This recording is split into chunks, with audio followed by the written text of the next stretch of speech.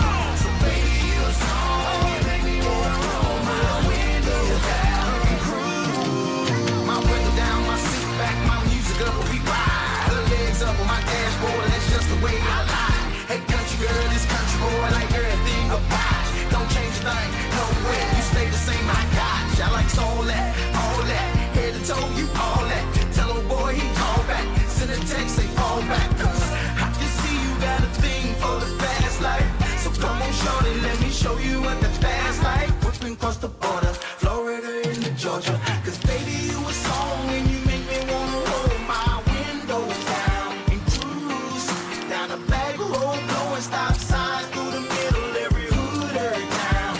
You in this drop top Chevy painted real slick, I look a hell of a lot better when you up in it. Cause baby, you a song and you make me wanna roll my.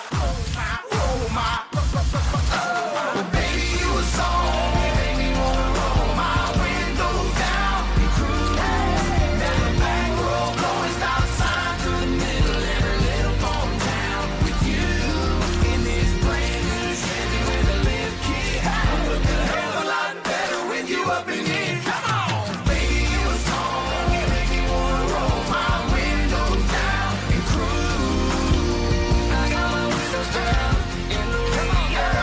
Get your radio windows down and cruise. I got my windows down in the radio. Get your radio windows down. I got my windows down in the radio. Get your radio.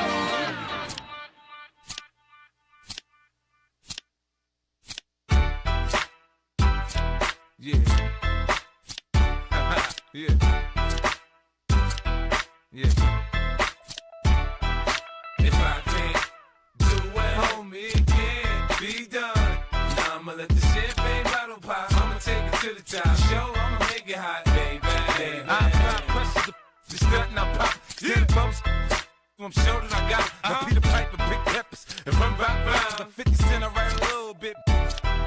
Tell you, get the money right, cause I got mine. When I'm around, quit playing, you can't shine. You gon' be that next chump, then up in the trunk at the being.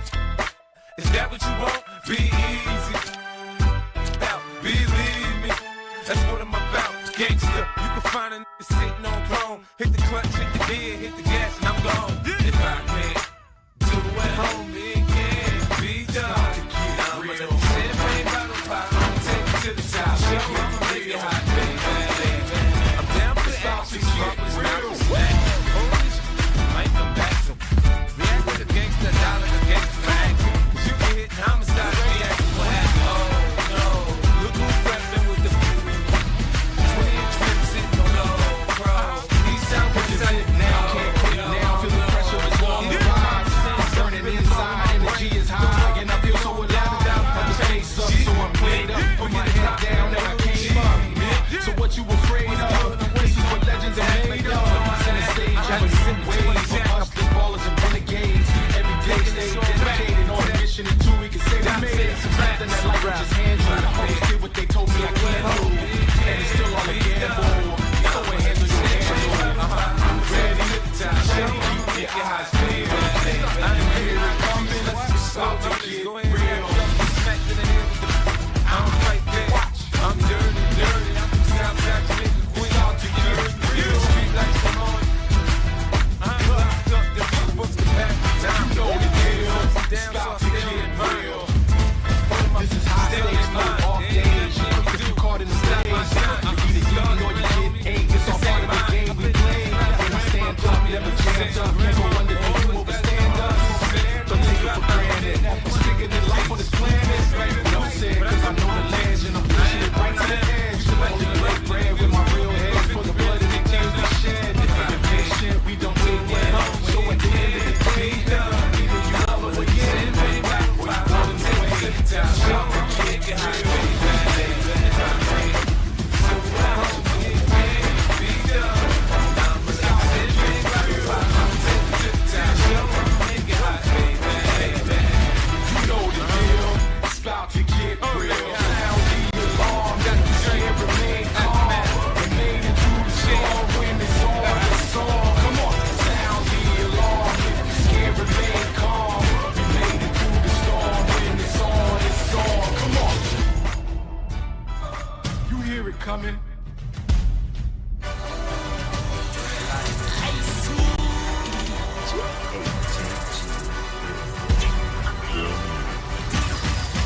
It's about to get real.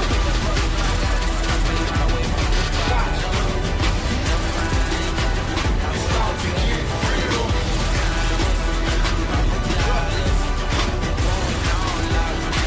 It's about to get real.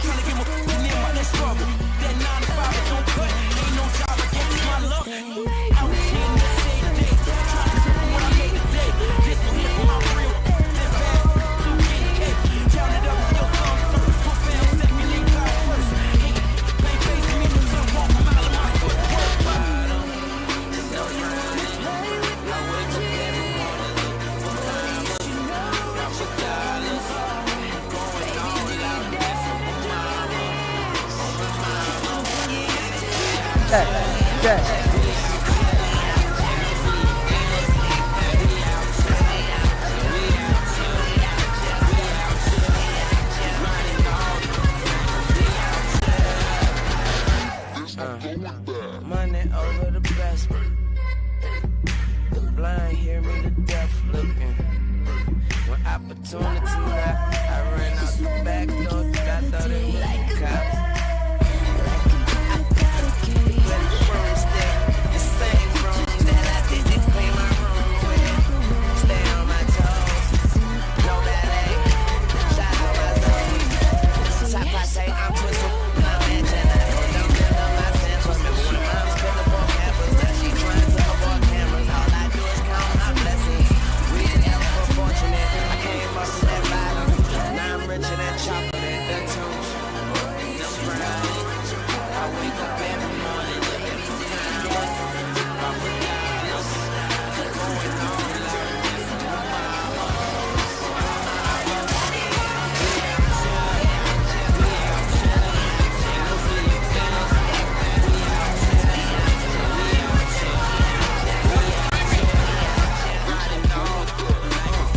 She's a beast. I call her karma. She eats your heart out like Jeffrey Dahmer. Be careful, try not to lead her on. Shorty heart is on steroids, cause her love is so strong. You ain't fall in love when you need her. If you get the chance, you better keep her. She spins wild if you break her heart. Turns cold as a freezer. That fairy tale ending with a knight in shiny armor. She can leave my sleeping beauty. I'm gon' put her in a coma. Never think I love her. Shorty so bad, strong and I don't care. She wrapped me like a roller coaster, turned the bedroom into a fair. Her love is like a drug. I was trying to hit it and quit it, but the mama so dope I messed around and got addicted.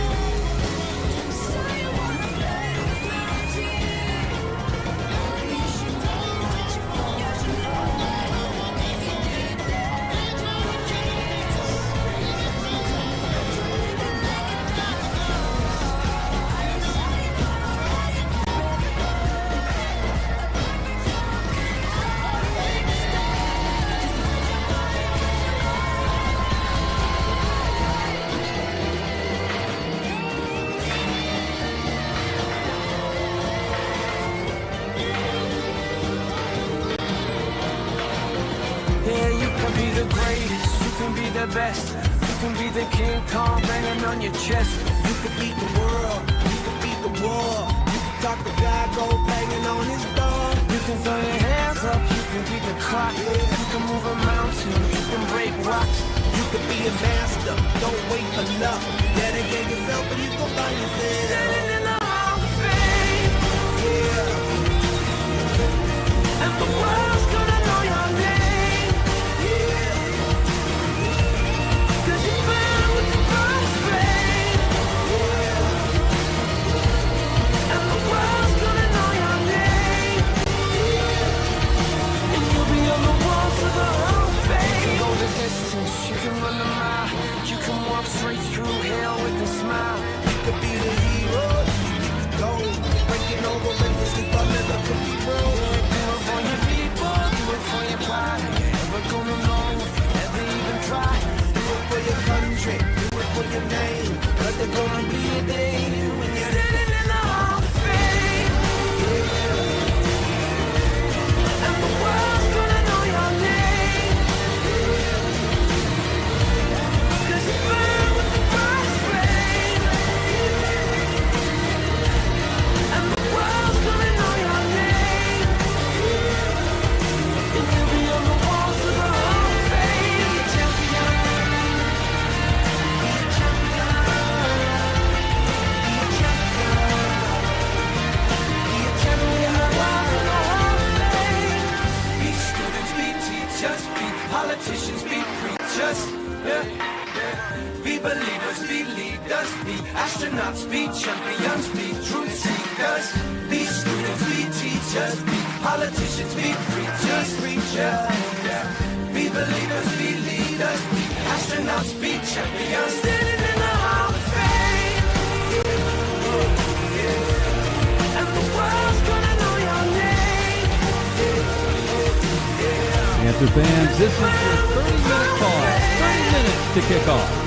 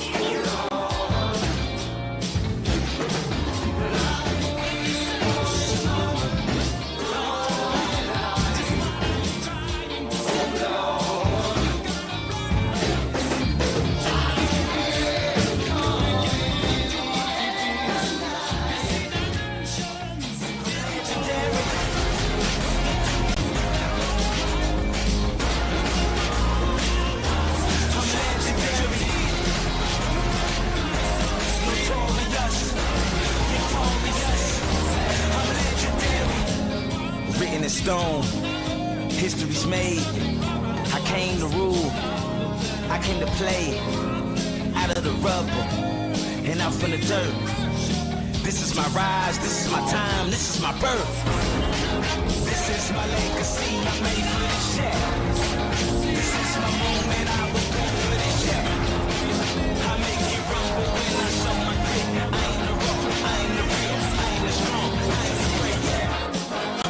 crown. That's why I came, cause I came to reign. Know the name, nothing can stop me. I can't be contained. I was born ready. I'm legendary. But you will remember me. Remember me for centuries. Just one mistake is all it will take. Oh, don't doubt in history. Remember me for centuries.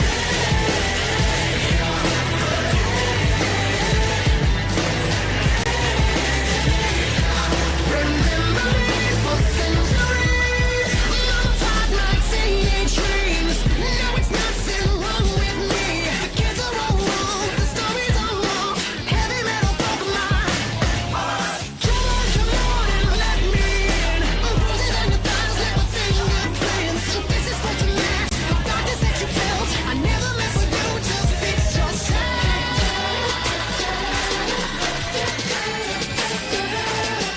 Some legends are told, some turn to dust or to gold, but you will remember me. Remember me for centuries. Just one mistake is all it will take. We'll go down in history. Remember me for centuries.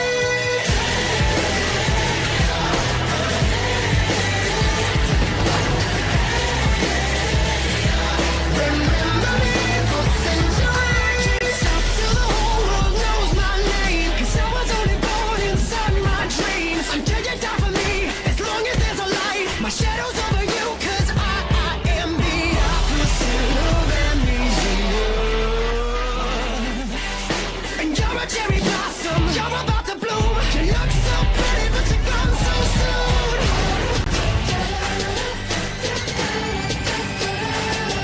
Some legends are told, some turn to dust or to gold, but you will remember me. Remember me for centuries. Just one mistake is all it will take. We'll go down in history. Remember me for centuries.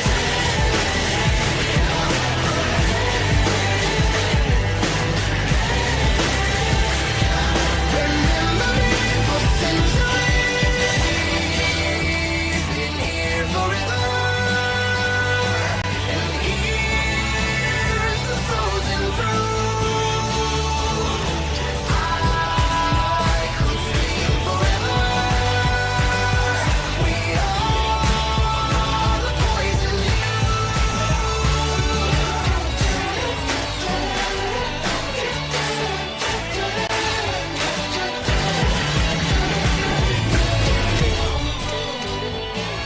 Some legends are told, some turn to dust or to gold, but you will remember me. Remember me for centuries. Thanks to everybody for a great season. I say it every year. We'll see you right back here, same place, same time for the 4-peat next year. Great job. Go Panthers. Centuries.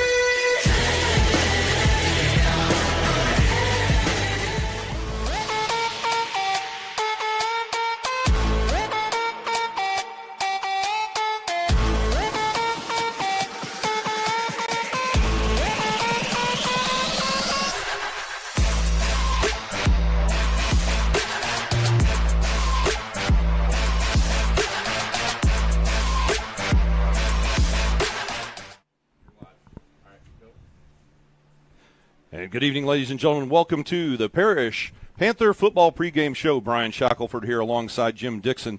And, Jim, we've got an interesting matchup here to start district play tonight as Parish completes the bulk of their non-district schedule at a 4-1 mark. And now we move into the second half of the season. And district play tonight as TAPS Division I District 1 gets underway with Parish hosting Bishop Lynch. And, yeah, I mean, both these teams are coming in, kind of on different ends of the spectrum. Bishop Lynch is kind of fallen into survival mode, but the slate's clean with it being district. I mean, that's just how it goes. Parish just needs to keep their foot down on the pedal. And Parish coming into tonight with a 4-1 mark on the season as they look to open district play here tonight at Gloria H. Snyder Stadium. And with 4 district games this year, as the District 1 of Division 1 in TAPS has been reduced from 6 members to 5 members, with John Paul II dropping out and playing an independent schedule this season. They'll have 4 district games on the slate, the one we have here tonight, and then 3 more to end the season, starting in 2 weeks at homecoming with Nolan Catholic, and then Trinity Christian Addison, and then what looks to be the district championship game. A very entertaining game is being set up for November 4th at Prestonwood Christian against the Prestonwood Christian Lions. Yeah, and I mean that's obviously a target that they've kind of set. They tested themselves early. Parish has obviously cleared the bar, and as far as the test, hey, they got an A+ for the first period of the game of the season, with the challenges that they undertook, and very, very, very successful in those runs. And you just kind of got to sit back and go, okay, now how do we approach the balance of the season coming in through district? Indeed, the Parish finishing with a 4-1 mark, taking on 5 very high-quality opponents, 4 of them UIL opponents, and 10-time state champion Aledo, along with the District 4A Division 2 or Division 1 runner-up, Austin LBJ. They avenged their lone loss from last season, and then falling to 5A Division 2 defending champion South Oak Cliff, and then last week, 2 weeks ago rather, the victory against China Spring, and now with an extra week before district play starts, the Panthers look to get healthy moving into the first district game here this evening. Yeah, and we talked about it early in the season, Brian. Parish just could not afford to come into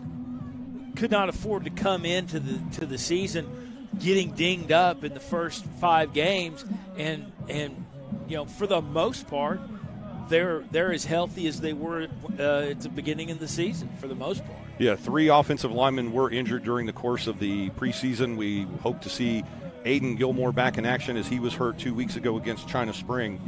And as you say, Jim, about as good a report card health-wise as the Panthers could ask for coming into district play here tonight. And folks, before we begin district play tonight, let's take a moment and look at the highlight reel from our game 2 weeks ago as the Panthers defeated the 4A Division II defending champion China Spring Cougars.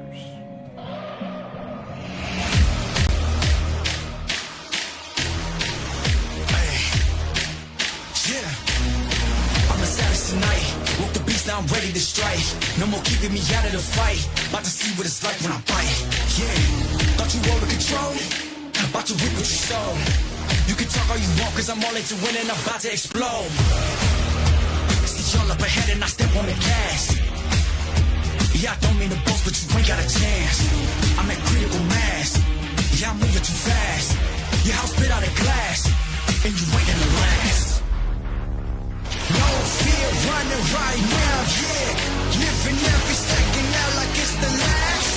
We running with no fear. We starting it now, yeah. We living the moment. We leading the pack. We never look back. See me rolling, I wear no disguise. Take a pic cause I'm one of a kind. Heavy hitters, you better go high. Now I'm ready to take to the skies.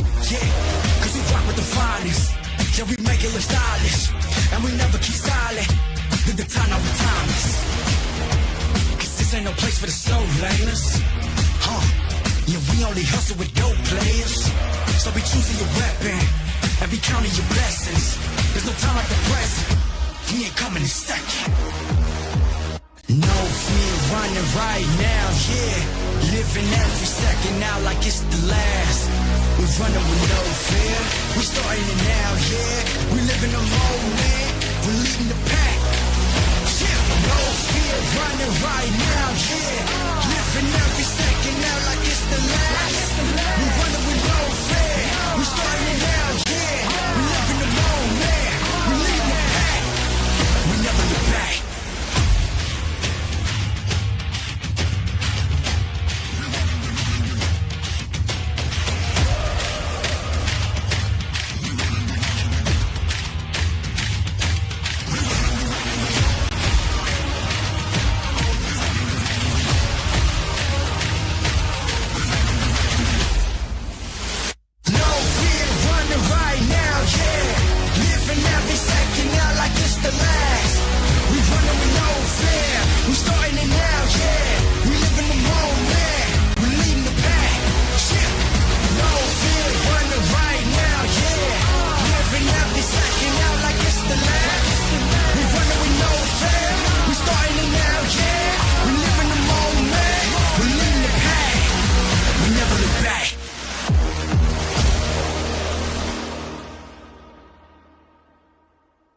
Good evening, ladies and gentlemen, and welcome to Parish Panther Football.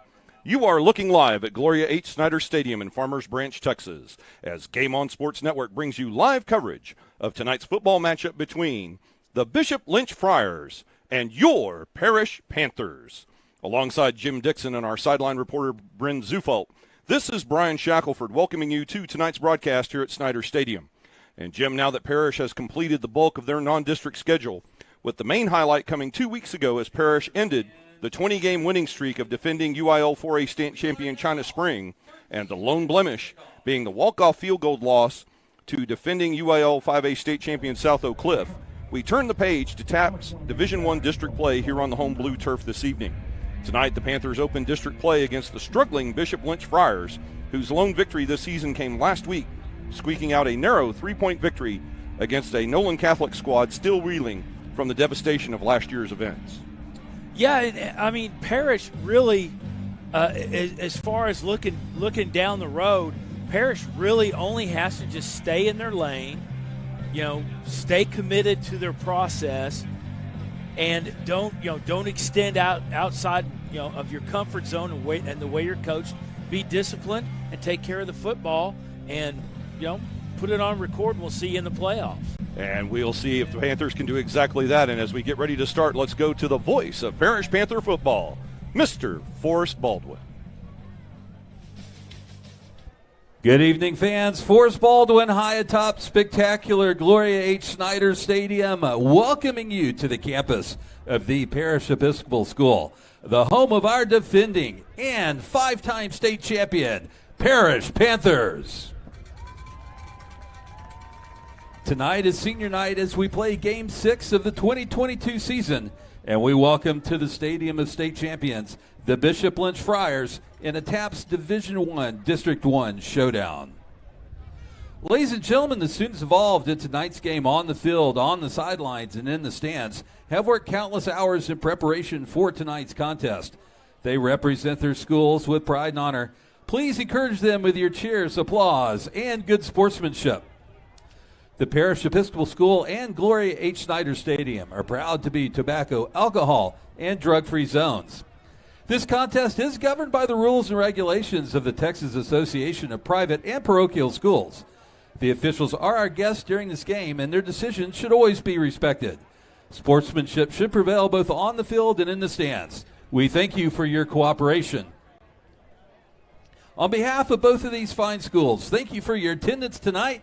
And now, let's all say those words we love to hear, because it's time for Friday Night Football in Texas.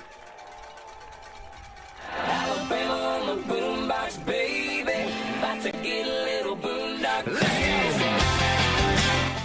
And with our introduction by Forrest Baldwin back here in the booth, Jim Dixon and Brian Shackelford. And Jim, as we had briefly touched on in the open, the Panthers really are looking to get through this game. I mean, obviously you want to win the game, and obviously you want to play the best that you can.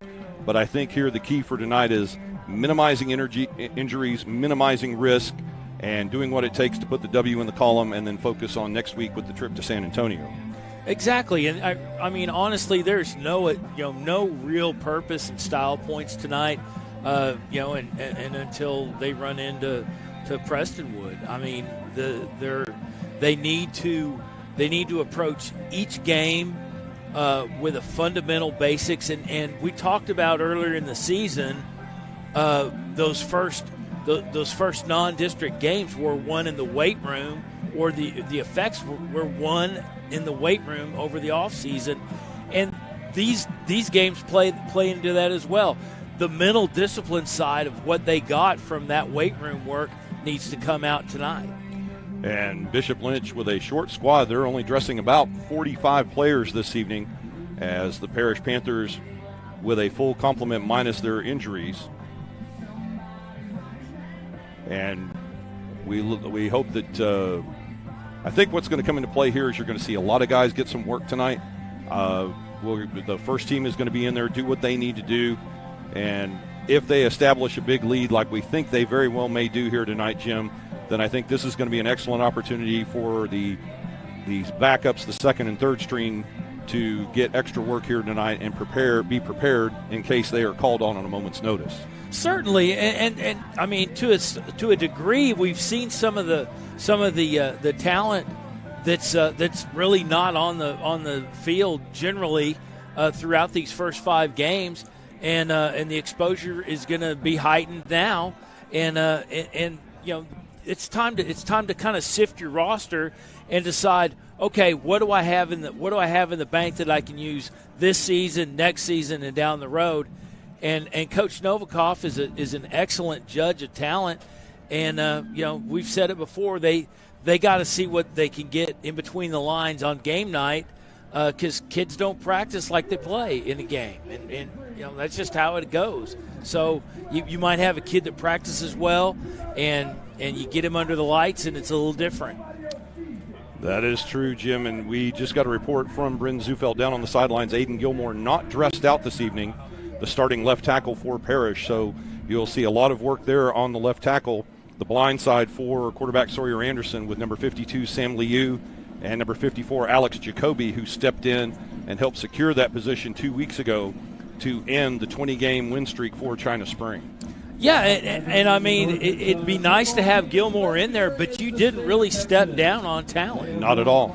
No, Jacoby took him a couple of series to get his feet wet, but once he got used to the activity and the speed, it was not a step down at all as we look to see how the Panthers fare this evening. And now we'll focus out on the banner as Parish gets ready to run through and start tonight's game.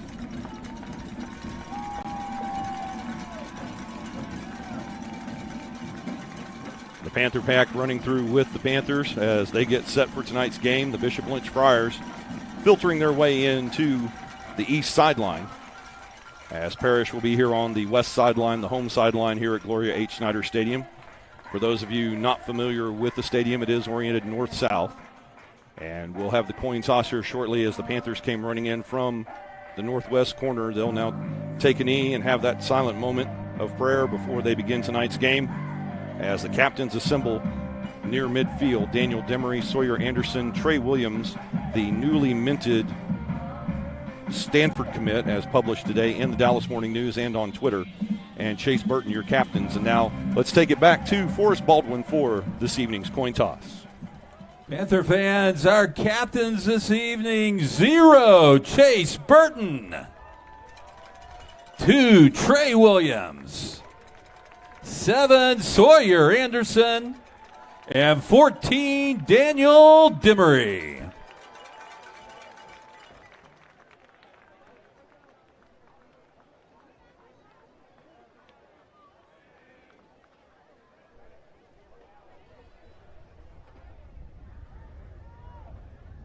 Tonight at Snyder Stadium, your referee this evening, Mr. Rodney Allison.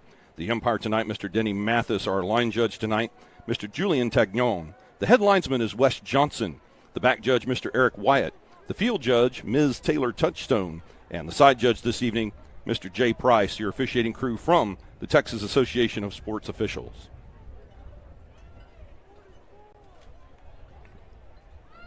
Basically, it was one to toss and the left to retrieve.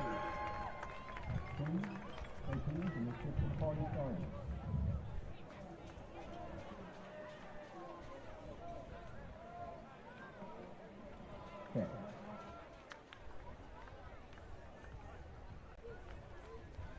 And the results of the coin toss: Parish won the toss, and they have elected to receive to begin play this evening. And now, ladies and gentlemen, time for our invocation and national anthem. Back to Forrest Baldwin.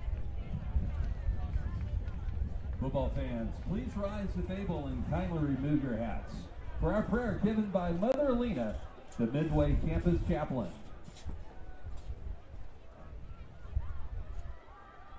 Almighty God, we are grateful for recreation and friendly competition. We thank you for the lives and talents of all the students playing for Parish and Bishop Lynch tonight. As these athletes strive for victory, we pray they may compete with true sportsmanship, integrity, and honor. Win or lose, inspire these athletes to greatness as they wisely use strength and skill to do their part for their teams. Protect them from all injury, God, and guide everyone home safely tonight. In your holy name we pray. Amen.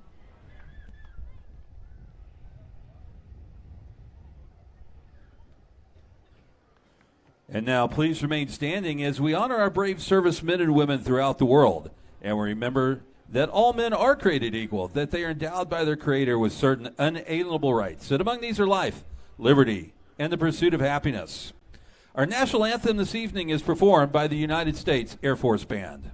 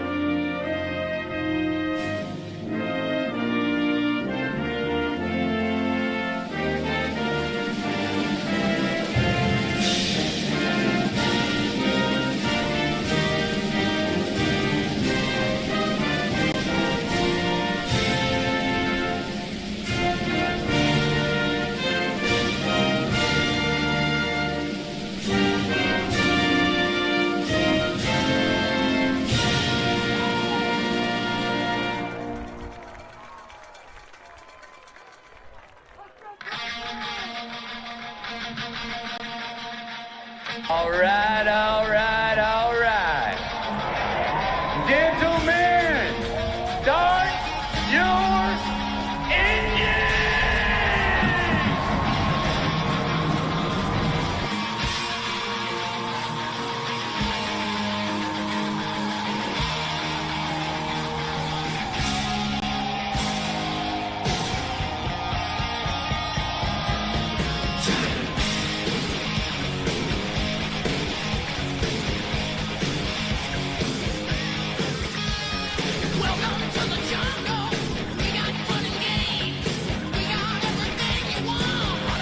Tackles, forced fumbles. Get that extra possession and do something with it, and they need to figure out how to do that really quick against a team that, periodically has shown you that they are prone to turn the ball over, but that has been arrested as of late. So, you need to figure out how are we going to get those extra 2 possessions, and we need each half. Right, and those extra 2 possessions will be key tonight for the Friars. And for our pregame warm-up and our game-time conditions, let's go down to the field with our sideline reporter, Bryn Zufeld. Back deep for the Friars, 5, Joseph Laxamana, 7, Daniel Ring. Hi, this is Bryn Zufeld down here on the sideline tonight. We're at the Glory H. Snyder Stadium for some Parish Panther football. Their record is 4-1, going against Bishop Lynch, whose record is 1-4. It's going to be a great game. Currently 82 degrees, and there's a slight breeze. The perfect night for some football. Hope you guys enjoy the game. Back to you guys. Yeah, thank you, Bryn, and she is correct. A beautiful 82-degree evening here in Dallas. Low humidity as the sun has set behind the western side of Snyder Stadium. The ball on the tee for number 36, Dylan Sherman. As the Panthers will kick, they won the toss and deferred. Sherman puts his boot into it.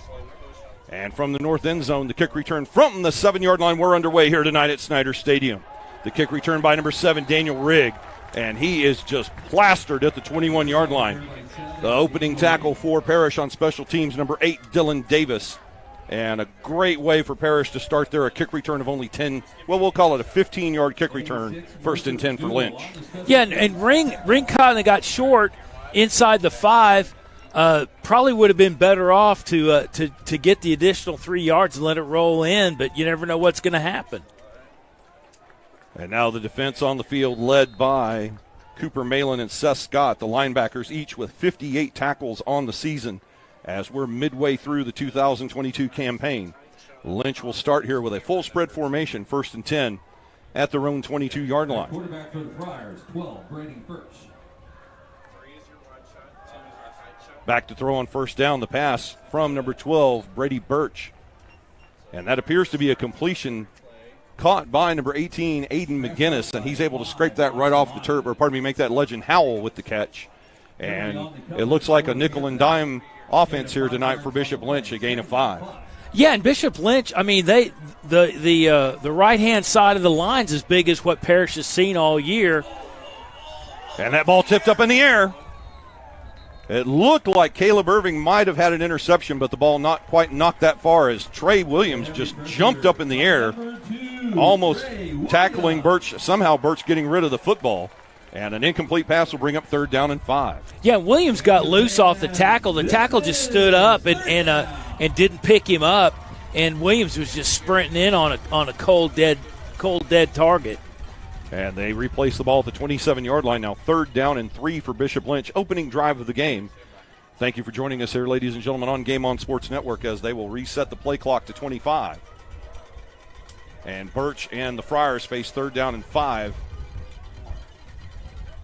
The Panthers claim movement, no signal from the official as the play clock down to 19. Birch with the snap, hits the balls loose on the ground, and he is just plastered by Daniel Demery.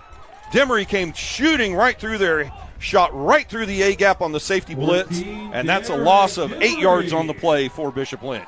Yeah, and the entire line had to adjust to what Parish was doing, and that's gonna bode poorly for you. And Legend Howell just took the brunt of it with Demery coming in hot. And yes, a change at quarterback after the first play. Legend Howell now in the game at quarterback, as it appears they may rotate Brady Birch and Legend Howell. And now in punt formation on 4th down and 10 at the 22-yard line. As Derek Yasubio back to receive the punt. The Lynch punter off the side of his foot and out of bounds with the kick by number 80, Henry Neihart. And we'll see where the officials mark this ball. And it'll be 1st down and 10 for Parish. They'll start at the Bishop Lynch 49-yard line. And after a very successful stop, a 3-and-out by the Panther defense, the Panther offense will start in plus territory with 10:37 to play in the opening quarter. Yeah, and I again wouldn't look at Parish setting anything up. They're probably just going to open these guys up and go for the jugular. And they'll start with the trips formation to the top side. Sawyer Anderson in the backfield with Maddox Reed. He'll split Reed out wide on 1st and 10. They look for the middleman, and the pass behind the intended receiver, Cedric Mays. He was the middleman in the trips to the top side formation. Coverage for Lynch by number 23, Joshua Thornhill. Yeah. Thornhill just set his ground and cut the pass route off. He had good position. The route kind of went inside as a cutoff flag, and he was just in the right place at the right time. And following the incompletion, 2nd down and 10 for Parish at the Bishop Lynch 49. Anderson back to throw again. Maddox Reed with the screen. Reed down the near sideline, very close to the 1st down marker. Pushed out of bounds by number 10 for the Friars, Colton Monroe. And the officials will mark forward progress out of bounds at the 34-yard line. A 15-yard gain. 1st down and 10, Panthers. Yeah, and after 15 yards, Monroe made the stop. But, I mean, that kid's been on tackles all season long. He's leading tackler for the Friars, so he has a nose for the ball. And now another 1st and 10 for Parish, this time at the Bishop Lynch 34-yard line. 10:25 remaining in the opening quarter. This is the first drive of the game for the Panthers, 3-and-out for Lynch. Play action is Anderson's going to go for all of it down the middle. Caught by Hutch Crow. Touchdown, Panthers. That's the play they were trying to run just a couple of minutes ago to Cedric Mays. And this time, Hutch Crow makes the grab. An excellent throw by Sawyer Anderson. And a 34-yard touchdown pass to open the scoring for Parish. Yeah, and Thornhill was in the same coverage. Really just looked for the tackle rather than the ball. Otherwise, he could have probably broke that up this time. And Ryan Schiller on for the point after as Chase Burton will hold. And Schiller splits the uprights true. The extra point is good. And, folks, your score with 10:19 remaining in our opening quarter here at Snyder Stadium. It's your Parish Panthers 7, Bishop Lynch Friars nothing. And, Jim, that took 4 plays and about a minute 10 off the clock, and Parish in the lead 7-0. Yeah, and it's like we were talking about. Parish isn't going to sit there and try and set things up. They're going to dictate how their offense is going to run. And they're just going to perform the way they want to, and Bishop Lynch obviously they got to stop them, and they've had fits and starts on defense to extend that series, but it wasn't enough. That is true, as Anderson able to connect with Hutch Crow, and Crow going airborne, making the reception over the defensive back Joshua Thornhill. A nice catch there by Hutch Crow to come down with 6 points in the end zone. And following the touchdown pass and the extra point by Schiller, Dylan Sherman will now tee the ball up once again for Parish. Deep to receive, number 7, Daniel Ring for Bishop Lynch. A 7-0 lead as Parish scores on their first drive of the game. And now Dylan Sherman will kick from the 40-yard line. A nice kick by Sherman. This will be Ring. He's going to let it bounce at the 8-yard line. Now he touches it at the 4.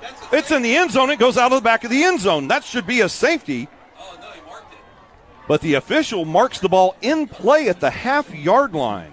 Now, maybe I saw that wrong, Jim, but it looked to me like the ball bounced off of Ring, went into the end zone, and then out. But the official is saying it's 1st and 10 for Lynch just outside the goal line. I don't, unless he has a different definition of possession, I don't know what the call is. Well, the call by the referee here on the near sideline is that the ball went out of bounds in the field of play, the call of head linesman Wes Johnson. But Bishop Lynch, irregardless, not a safety, as it appeared to be from the booth, folks, but it looks like Bishop Lynch is in the absolute worst starting position they could have, literally in the shadow of their own goalpost, 1st and 10 inside the 1-yard line. Yeah, this is one of those things that it's either good or bad, and if it's bad, it's bad. Legend Howell takes the snap, the ball on the ground, and that is going to be a safety. The ball's covered up by number 27, Godswill Gialdor.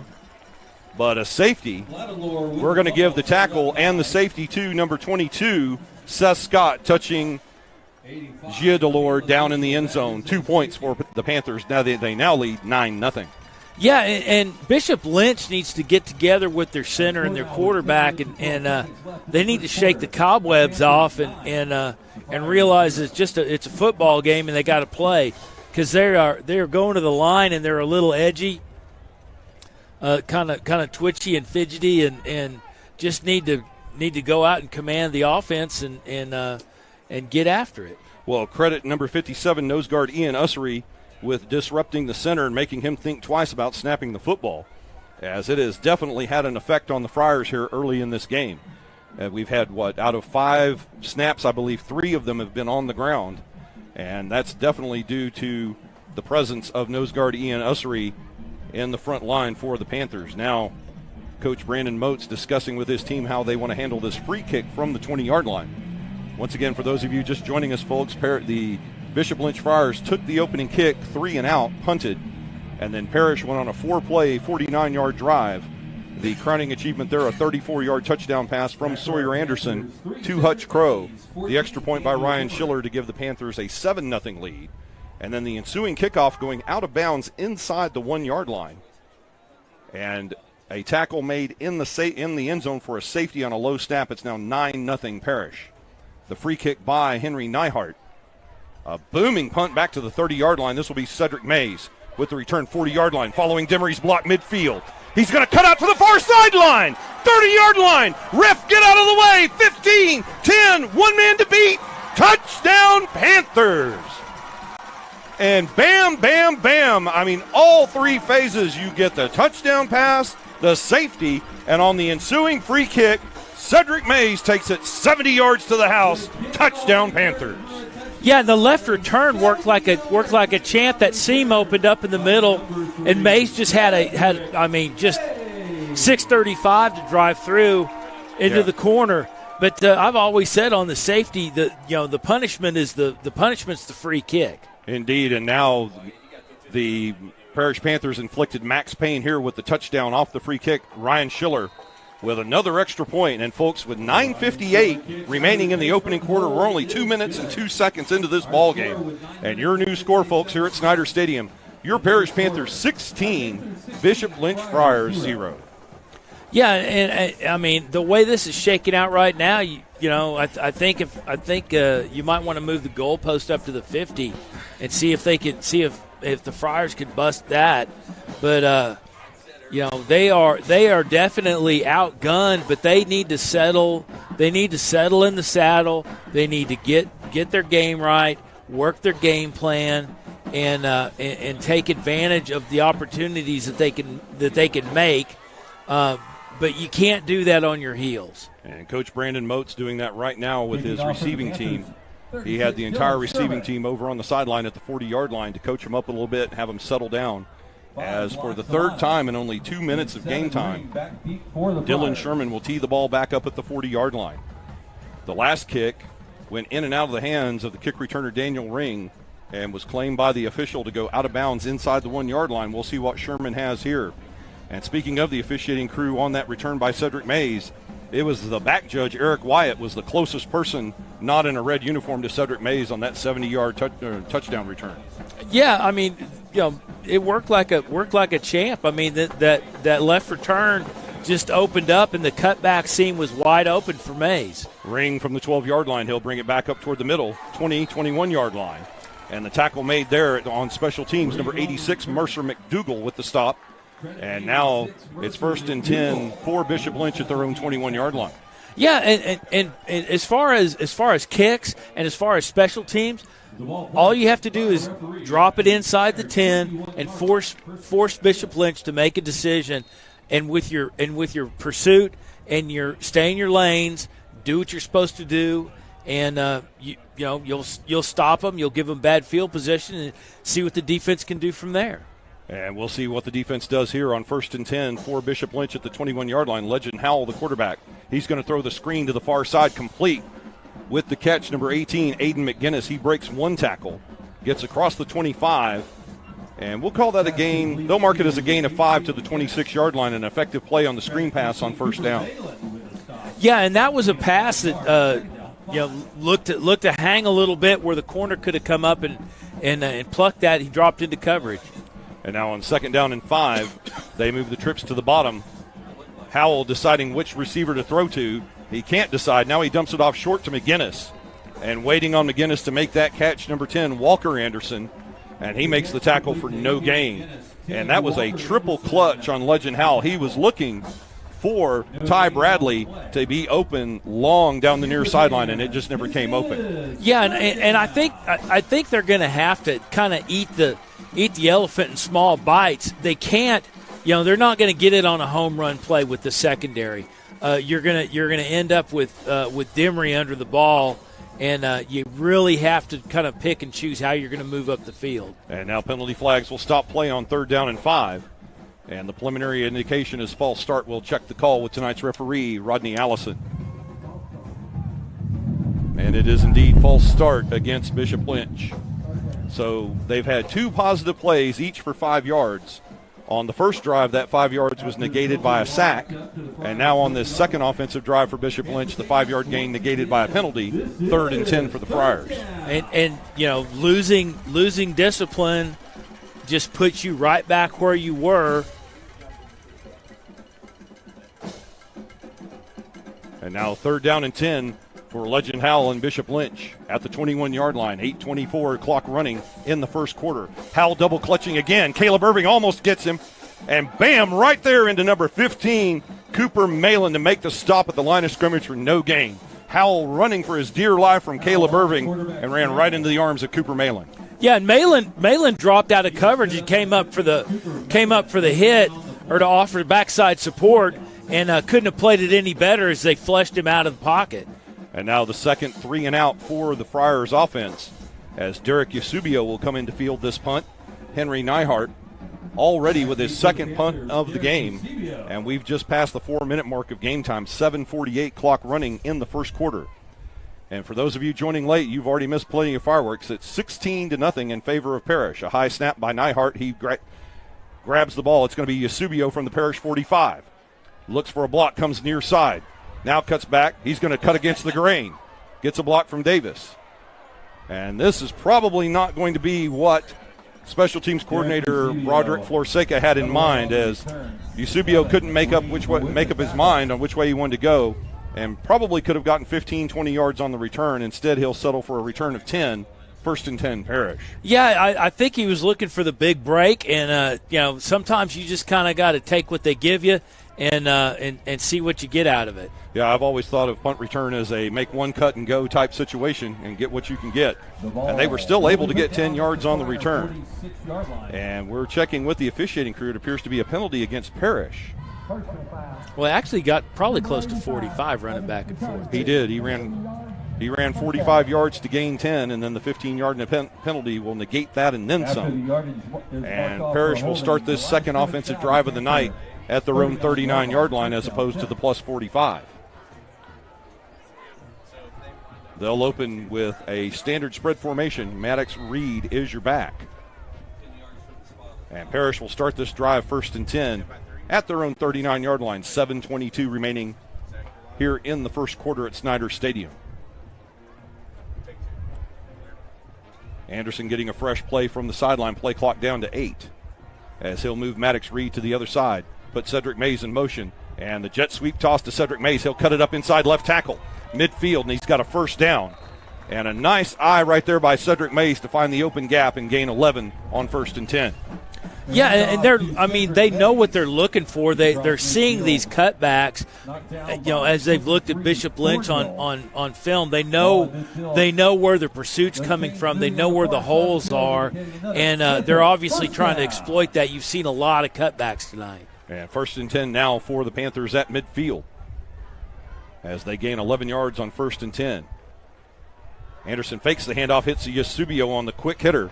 Eusebio with two blockers out front, basically a screen pass. Eusebio down the sideline, 15, 10, and in the end zone. Great footwork there to stay in bounds by Derek Eusebio. Touchdown, Parish Panthers.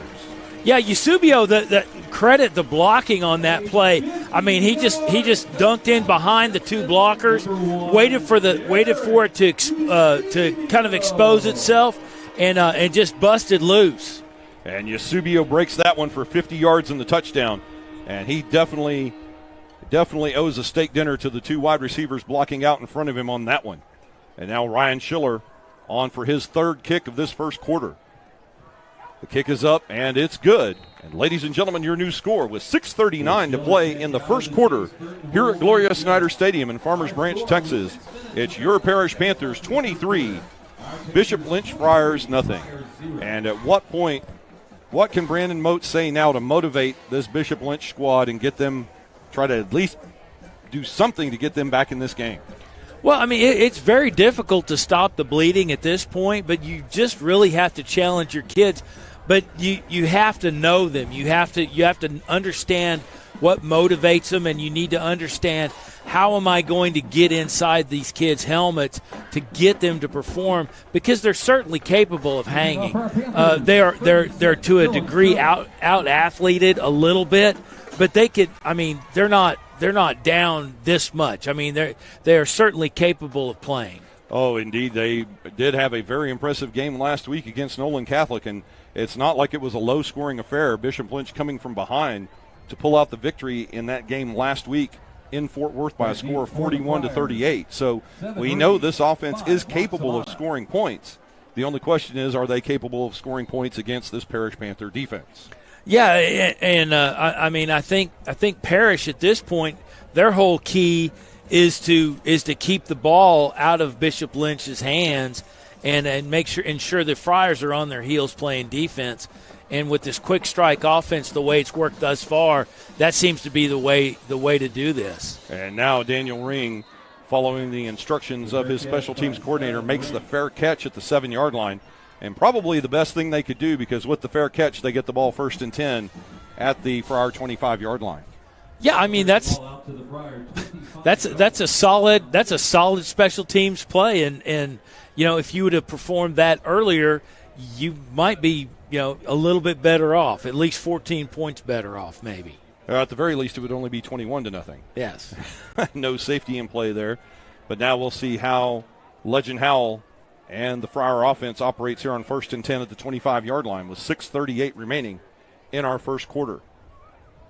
The Friars will put a bunch receiver core at the top of your screen on the hash mark, with a wingback on the same side. It's a left side loaded set here on 1st down and 10 at the 25. Howell wants to hand off, but the officials blow the play dead.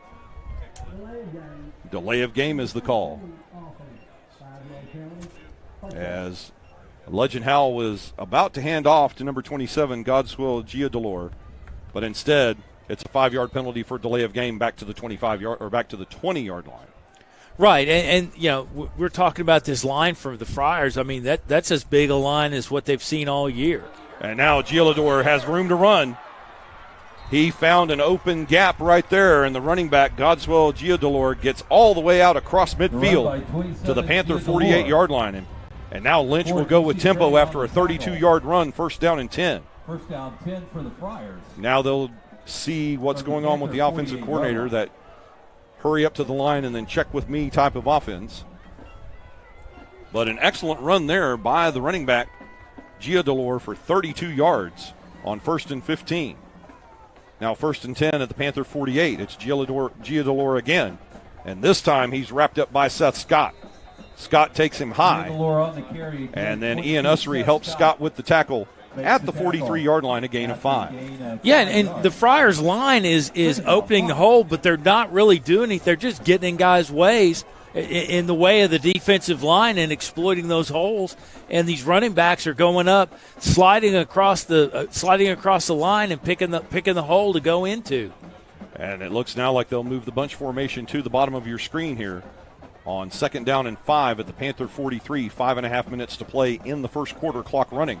The wing back to the top of your screen. As Legend Howell takes the snap, he'll throw the screen pass complete to Winston Pomykal. And the pass actually in and out of Pomykal's hands, falling incomplete. And with Daniel Demery bearing down on him, that might have been the best thing to happen right there. Incomplete pass instead of a loss of 5. Yeah, that's a good option or good outcome for you, and with Demery bearing down on you. And now 3rd down and 5 for the Friars. The ball remains at the Panther 43-yard line. They'll go back to a standard spread formation. Giadolor, a fake handoff. Oh, picked off by Demery. The tip drill by Dylan Davis gives Demery the football, and the Ole Miss commit takes the ball all the way back to the 41-yard line. And there is excellent play right there. You've got to give credit to Luke Bridges, Jacob Lacey, and Jeremy Warner, the defensive backs coaches, because the tip drill by Davis and the pick by Demery, and now the Panthers back on offense, 1st down and 10.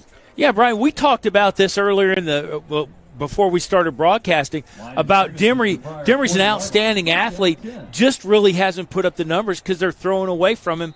But he's on backside pursuit. He's getting assists on tackles. He is all over the ball, and again, that paid off for him when he picked that thing up and got a great return back. In the right spot now, 1st down and 10 Panthers. Anderson goes high side to the slot to the sole receiver on the top. Throwing away from the trips and the catch made by Hutch Crow. Crow with about a 9-yard gain on the play. He'll be taken to the turf by number 20, Walter Nevitt of the Friars. And they will mark it as a gain of 9, 2nd down and 1. Yeah, and we've seen this trips formation all season long. It really hasn't served. It hasn't served for a lot of offense, just simply decoy. And now with the catch on the near side, Bryson Fields. And Fields gets the 1st down and more before he's pulled down by the jersey with the tackle, number 8, Weston Pomykal. And quickly, 2 plays after the interception by Daniel Demery, the Panthers threaten just outside the red zone, 1st and 10 at the Friar 23-yard line. Sure, and that trip served to garner some exposure for them or for Parish to push that ball upfield. It's not something they have used a lot this season, and that worked perfectly. And now 1st and 10 for the Panthers. They move the trips to the top side of the formation. Anderson back to throw, looking for Fields. And that pass just a little too high, even for the 6'3" Bryson Fields. Fields covered on the play by Jordan Lewis of the Friars. It brings up 2nd down and 10, and perhaps just a little bit of a hurry on that pass by Anderson. Yeah, Anderson was he on his step back. He was looking away. He had to roll his hips. He never really got his feet under him, and that's when that ball sails on you. And now 2nd down and 10 for Parish. Penalty flags fly. Anderson's going to take off on the quarterback draw and slide to a stop at the 18-yard line. We'll check this call. Obviously not a false starter. They would have stopped the play. It appears it might be offside, and it is offside against the Friars, a free play. Yeah, I mean, they had Friars in the no, we're marching it off against Parish. Oh. That just seemed to be a situation where referee Rodney Allison and umpire Denny Mathis weren't on the same page. And it looks like they'll take the free play. I think 1st and 5 at the 18 is better than 2nd and 5. Yes. So they'll replay first down. Well, and they had Friars up in the neutral zone, definitely coming in before the movement.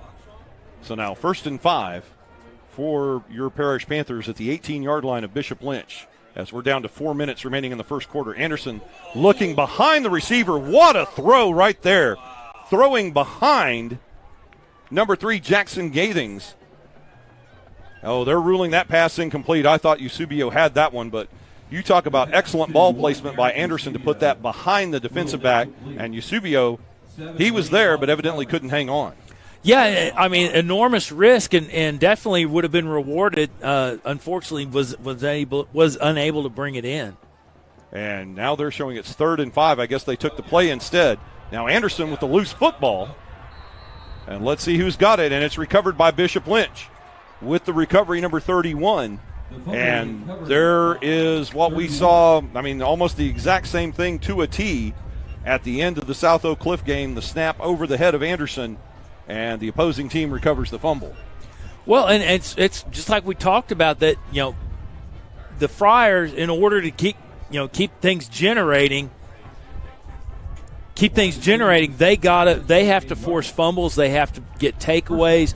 They have to create additional possessions. Well, to borrow a tennis term, there, I believe that one goes into the column of unforced error, as that was all between the center and the quarterback Sawyer Anderson, although the defensive line of Bishop Lynch may have had something to say about that. Now on first down, the handoff from the quarterback as Legend Howell still in the game at quarterback, hands off to Godswill Giadolor. And Giadolor stopped at the line of scrimmage for no gain. The first time we'll call Mr. Caleb Irving's name this evening on the tackle.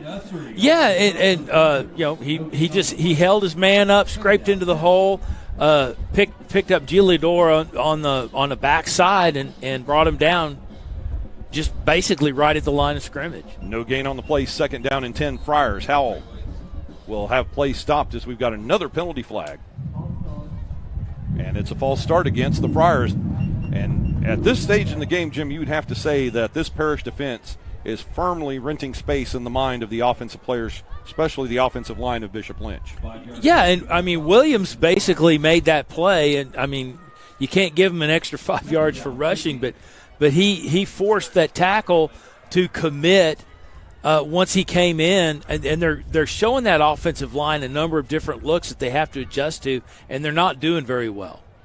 Yeah, this time on this drive, it's a modified 3-4 look. Now it's Howell back to throw on 2nd down and 15. He'll hit the screen pass complete.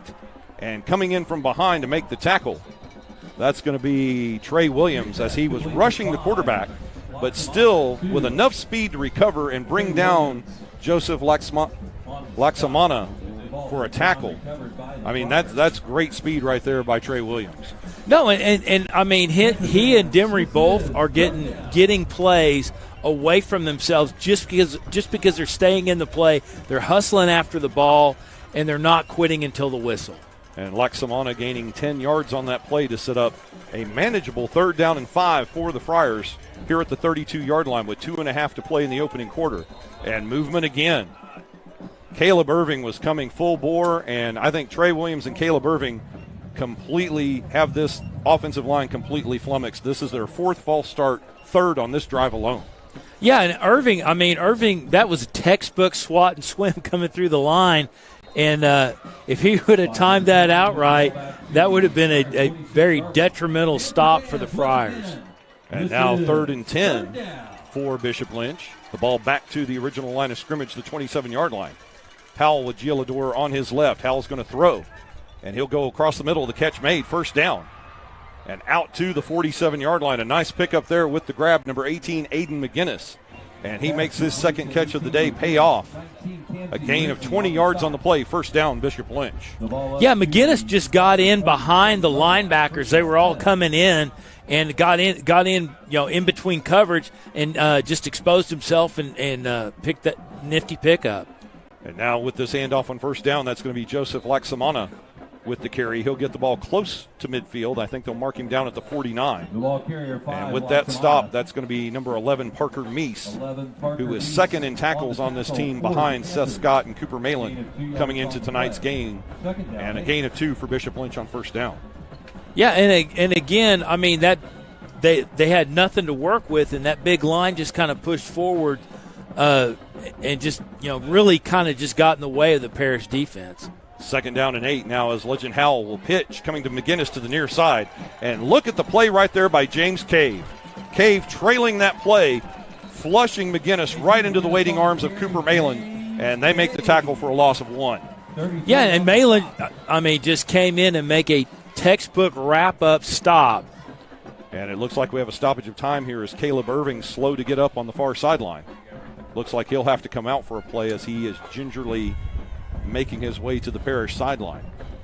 But yeah, Malin had the near side end sealed off, and I think that McGinnis saw and felt the pressure of Cave coming from behind, and there was just nowhere for him to go. He loses 1 yard on the play, and now it's third down and 9. Third down. They'll put the bunch trips at the bottom of the formation for Bishop Lynch on 3rd and 9 at the Friar 48-yard line with less than a minute to play here in the first quarter. 50 seconds clock running as Howell back to throw. He's going to try the short man, and the pass is complete but short of the first down. And another textbook tackle there for Cooper Malin after a gain of 5. And if you're going to learn how to tackle here, boys and girls watching this telecast tonight, number 15 shows you exactly how to do it. He just puts the helmet right in the target, wraps up, and brings you down. Great pursuit after the ball. He was coming from the far side and made a near side stop. And now 3rd down and 5 in what feels like 4-down territory for Parish. And that's probably going to cost Caleb Irving 15 yards. Because there was one set of penalty flags and then another. And we'll check these penalty calls tonight with Rodney Allison. It appears we may have a false start and then probably a personal foul or some unnecessary roughness against Irving. We'll see how they choose to mark this penalty off.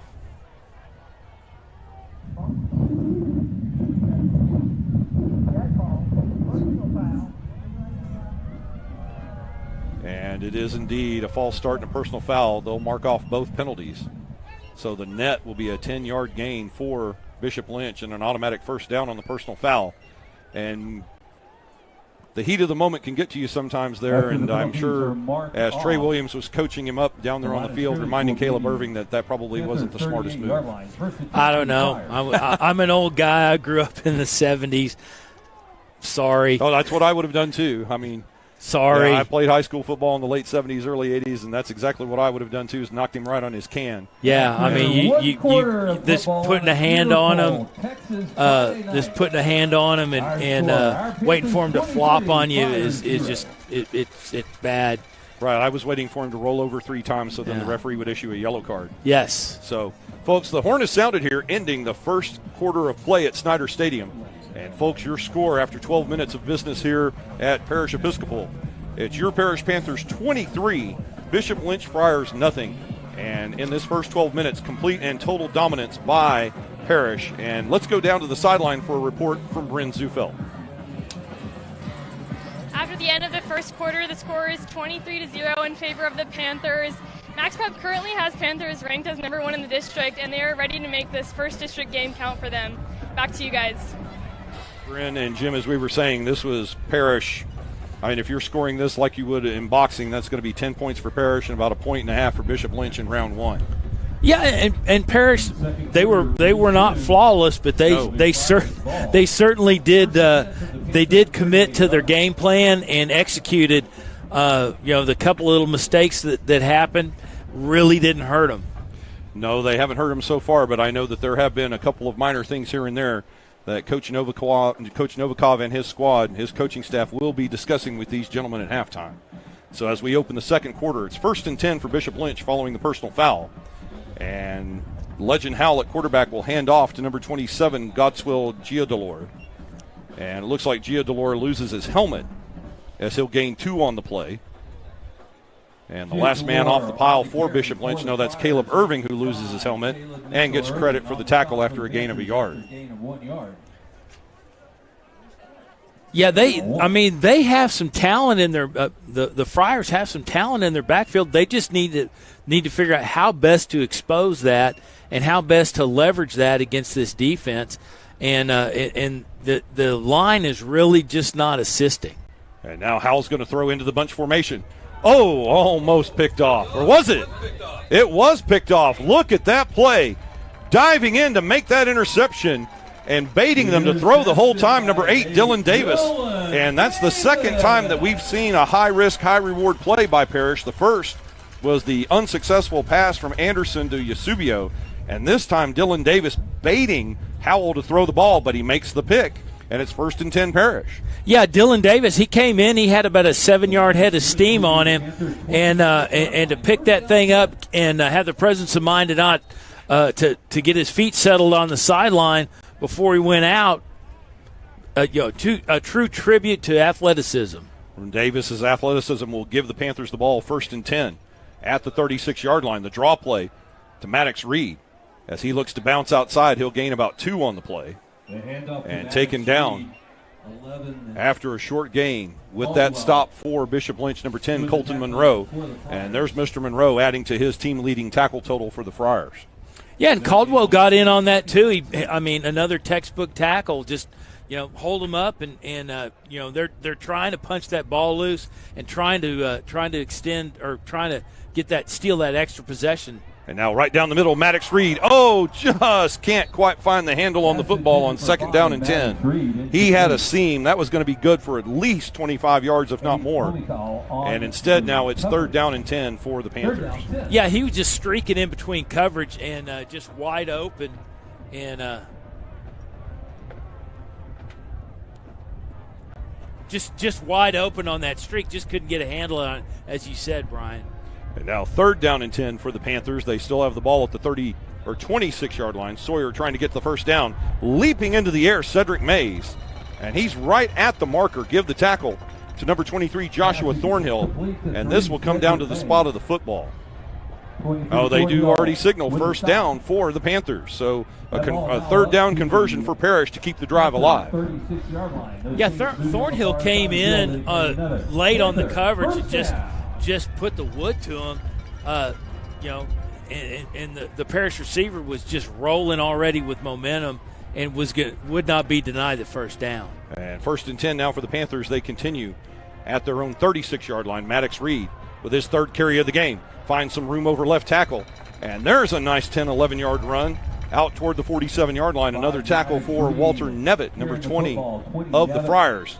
And now the Panthers getting into a rhythm here on offense as we start the 2nd quarter. But we've got a penalty on the field, or pardon me, not a penalty, a timeout for injury. Yeah, Parish, Parish really hasn't come out and switched tempo. They've just done what they normally do, just very, very workmanlike. Just like we talked about in the 1st quarter, really just not a whole lot of mistakes. They haven't really had to do anything special other than just take care of the ball. And Nicholas Collum, number 52 for the Friars, shaken up on the play. He's getting assistance back to the Friars bench, and hopefully that's not too serious. We'll hopefully see him later in the ball game. But as we resume action, it was a 1st down for the Panthers. They convert again, this time on 1st down rather than 3rd. And they have a fresh set of downs, 1st and 10 at their own 48, as the clock just moves under 10 minutes remaining before halftime. The trips formation to the bottom as Sawyer Anderson flushed out of the pocket. He's going to go deep looking for Yasubio. Oh, and that's picked off. High spotting that ball and making the interception. A great play right there by number 23, Joshua Thornhill. Almost as effective as a punt, as Bishop Lynch will take over 1st and 10 at their own 23. Yeah, Thornhill just jumped the route and got that at highest point. Couldn't have played it any better. So the 2nd turnover of the game for Parish. They were able to stop the momentum of Bishop Lynch following the fumble and able to get their own interception. And now they, on the drive following the interception by Daniel Davis, they turn the ball over on their own interception, and Legend Howell and the Friars offense goes back to work 1st and 10. 9:46 remains on the clock here in the second quarter. Still no scoring here in the second quarter. Remains 23-0 in favor of Parish, as Parish opened with a flurry of points, scoring on 3 straight drives to open the game and adding a safety in the middle of all that.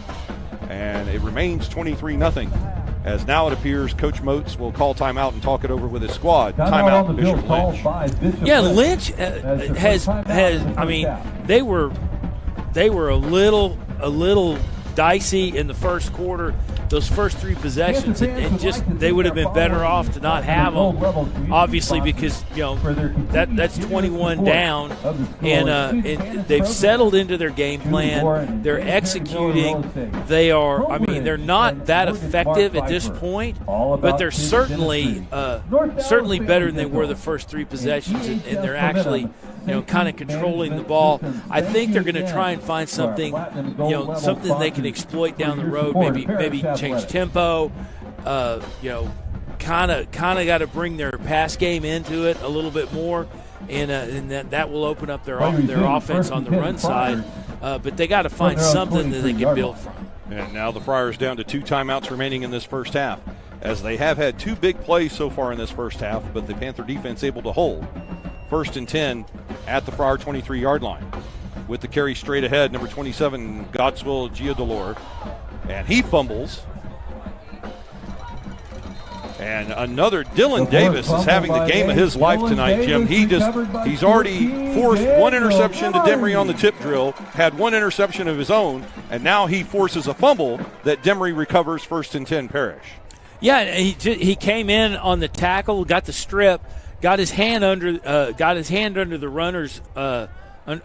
runner's ball and knocked it loose, and you couldn't play it as well, and just again the Friars just kind of stepping on their own toes. And held up there by James Cave just long enough for Dylan Davis to get in there and punch the ball out.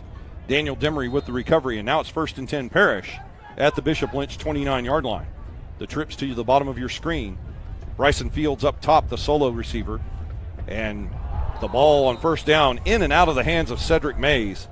And that is the 3rd drop pass in a row by Parish receivers, or the 3rd miscommunication. Earlier we had the interception on the pass to Eusebio, and for some reason Sawyer Anderson and his receivers not connecting here in this second quarter. Yeah, and Mays was rolling into soft coverage and could have had some room to work with. Could have got the thing into his hands. And now 2nd down and 10 Panthers. They'll stay in the same formation. Trips to the offensive right side, the bottom of your screen. And now we've got a penalty flag stopping play on play action here on 1st down. We'll get the call from the referee, Rodney Allison. And for the first time tonight, false start Parish Panthers. Yeah, Jacoby jumped a little early as the Friars' defensive line reset, bringing the corner up. The tackle shifted out, and Jacoby kind of took the bait on that. Yeah, number 54, Alex Jacoby, playing in place of the injured Aiden Gilmore this evening. Now 2nd down, and now Anderson with a free play. He's going to go for it all, looking for Bryson Fields at the goal line. Oh, just unable to find the handle on that football. The pass goes incomplete, but this should be offside against Bishop Lynch. And Sawyer Anderson taking full advantage of the free play, going for the home run. Yeah, and really that was the only place you could have placed that ball. Unfortunately, the Lynch secondary had him walled to the sideline, and it's one of those things that you got to kind of throw it up where he can go get it and nobody else can. And the 5-yard mark-off for encroachment with contact offside against Bishop Lynch moves the ball back to the 29-yard line, negating the false start penalty earlier. And now it's 2nd and 10 for your Panthers. 9:21 remains in the second quarter as the trips stay to the right side at the bottom of your screen. Anderson's going to roll, hit Maddox Reed on the screen pass. He's got blockers up front, 20-yard line, a spin move, and Maddox Reed will have a 1st down for the Panthers at the 19-yard line.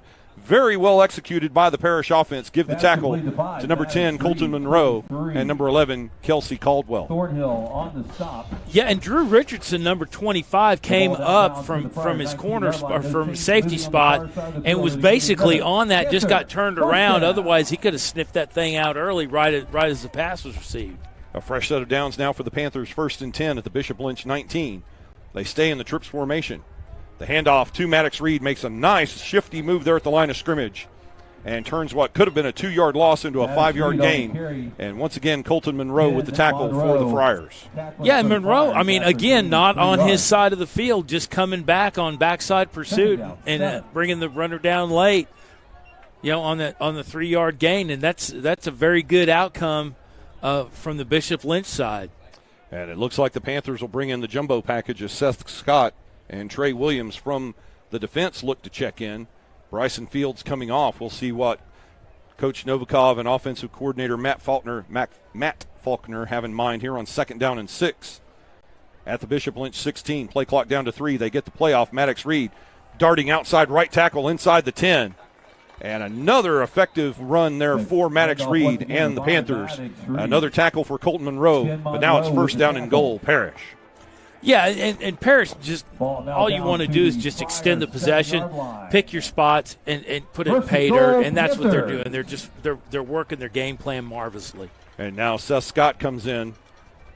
Trey Williams is tight end. Seth Scott is the wingback. 2 receivers to the bottom of your screen.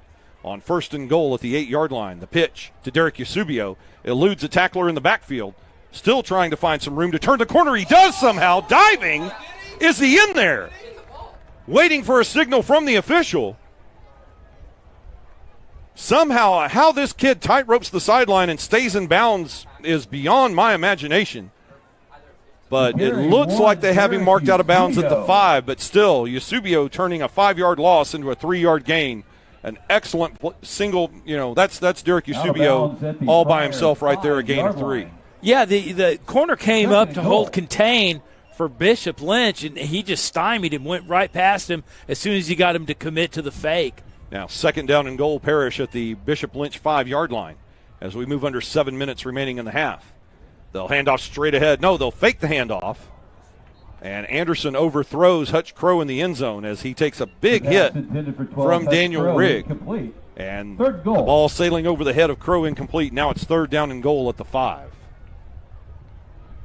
As the clock stops with 6:48 remaining in the first half. They leave the jumbo package on the field. As Seth Scott and Trey Williams will now move to the right side with the 2 receivers, Hutch Crow and Derek Eusebio. On an important 3rd down here for the Panthers. 3rd and goal at the Bishop Lynch 5-yard line. Play clock down to 10. Anderson with the snap. He'll fake again. Throws to Eusebio, and there's the quick slant. Touchdown, Parish Panthers. And a patient Sawyer Anderson waiting for Eusebio to make the break and hits him at the goal line. Sawyer Anderson's 3rd touchdown pass of the night. Yeah, and Lynch was stacked on the far side, basically opening that slant up. Otherwise Eusebio would have run into traffic, and probably would have got it knocked away or intercepted. But with the defense setting up on the far side, just Eusebio taking full advantage. And Chase Burton holds as Ryan Schiller knocks the extra point through. And ladies and gentlemen, your new score with 6:44 remaining in our first half here at Gloria Snyder Stadium. It's now your Parish Panthers 30, Bishop Lynch Friars nothing.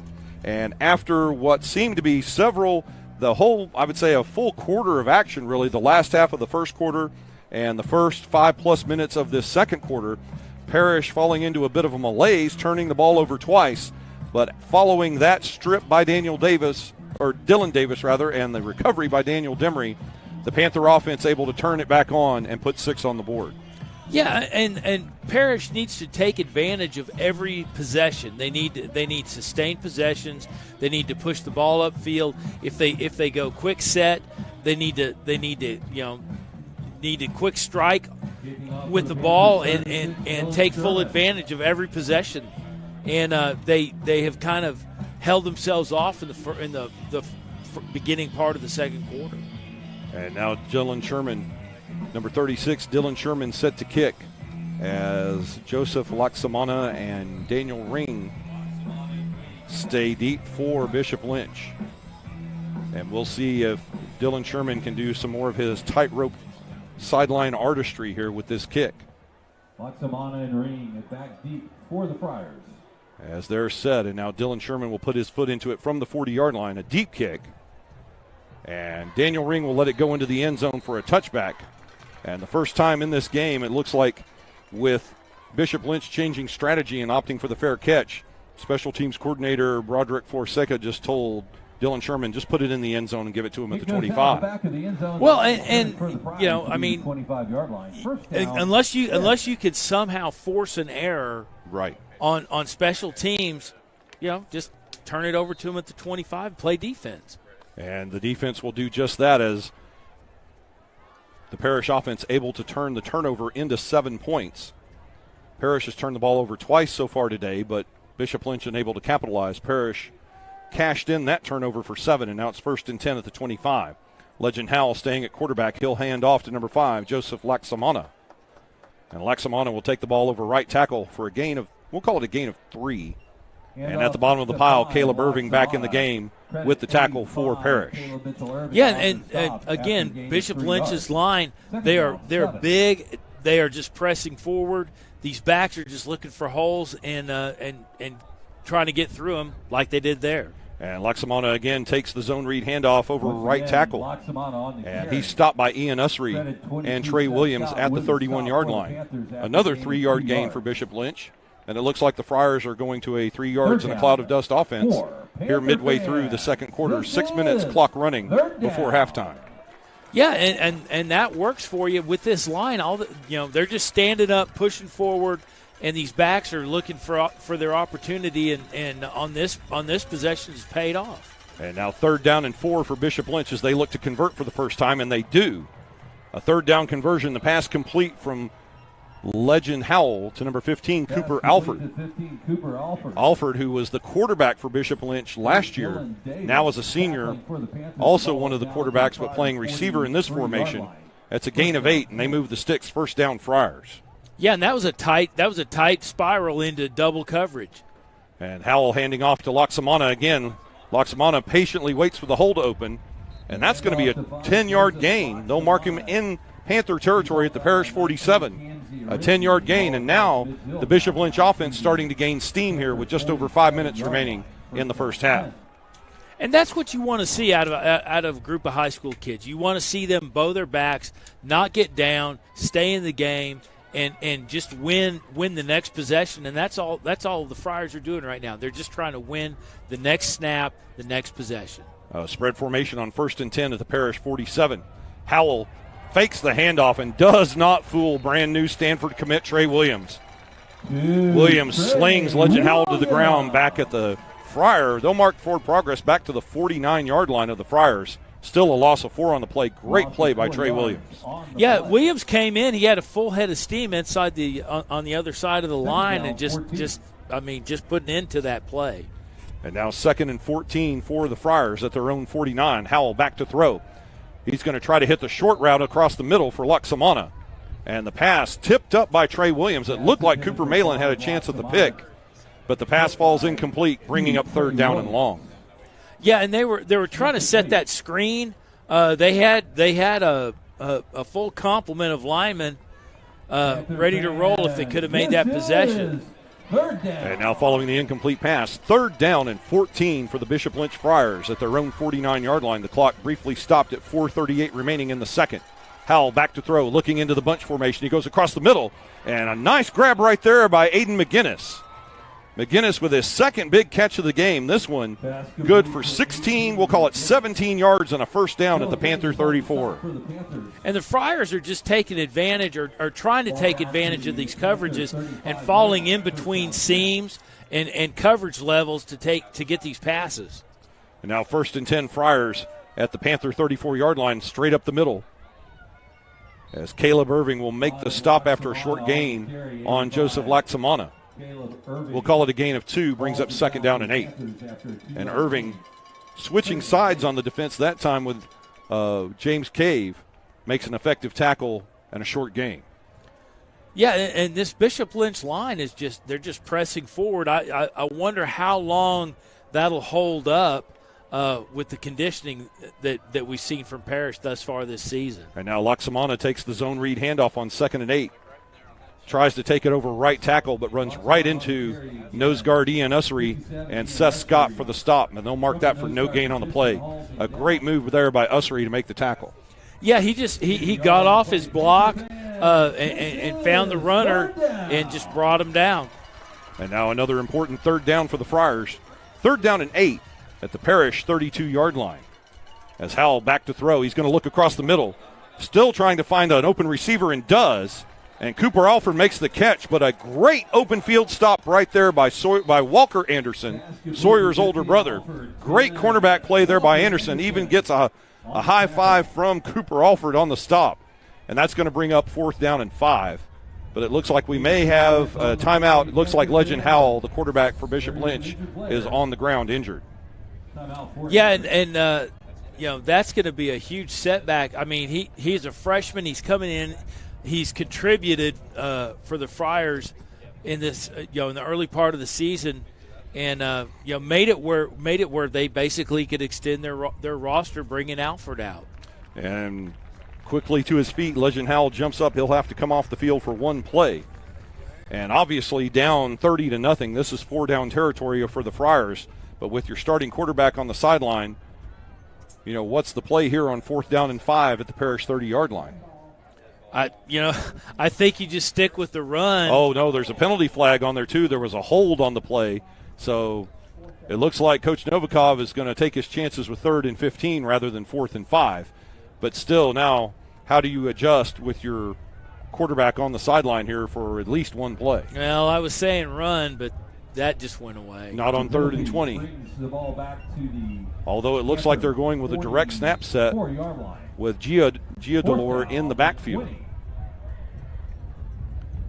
And Jackson Gathings may be the quarterback, and he is, the senior. He'll go under center now with Legend Howell on the sideline for a play. And that's a dead ball foul. So this is 4th down and 20. And it looks like this may be a quick kick by Gathings, and it is.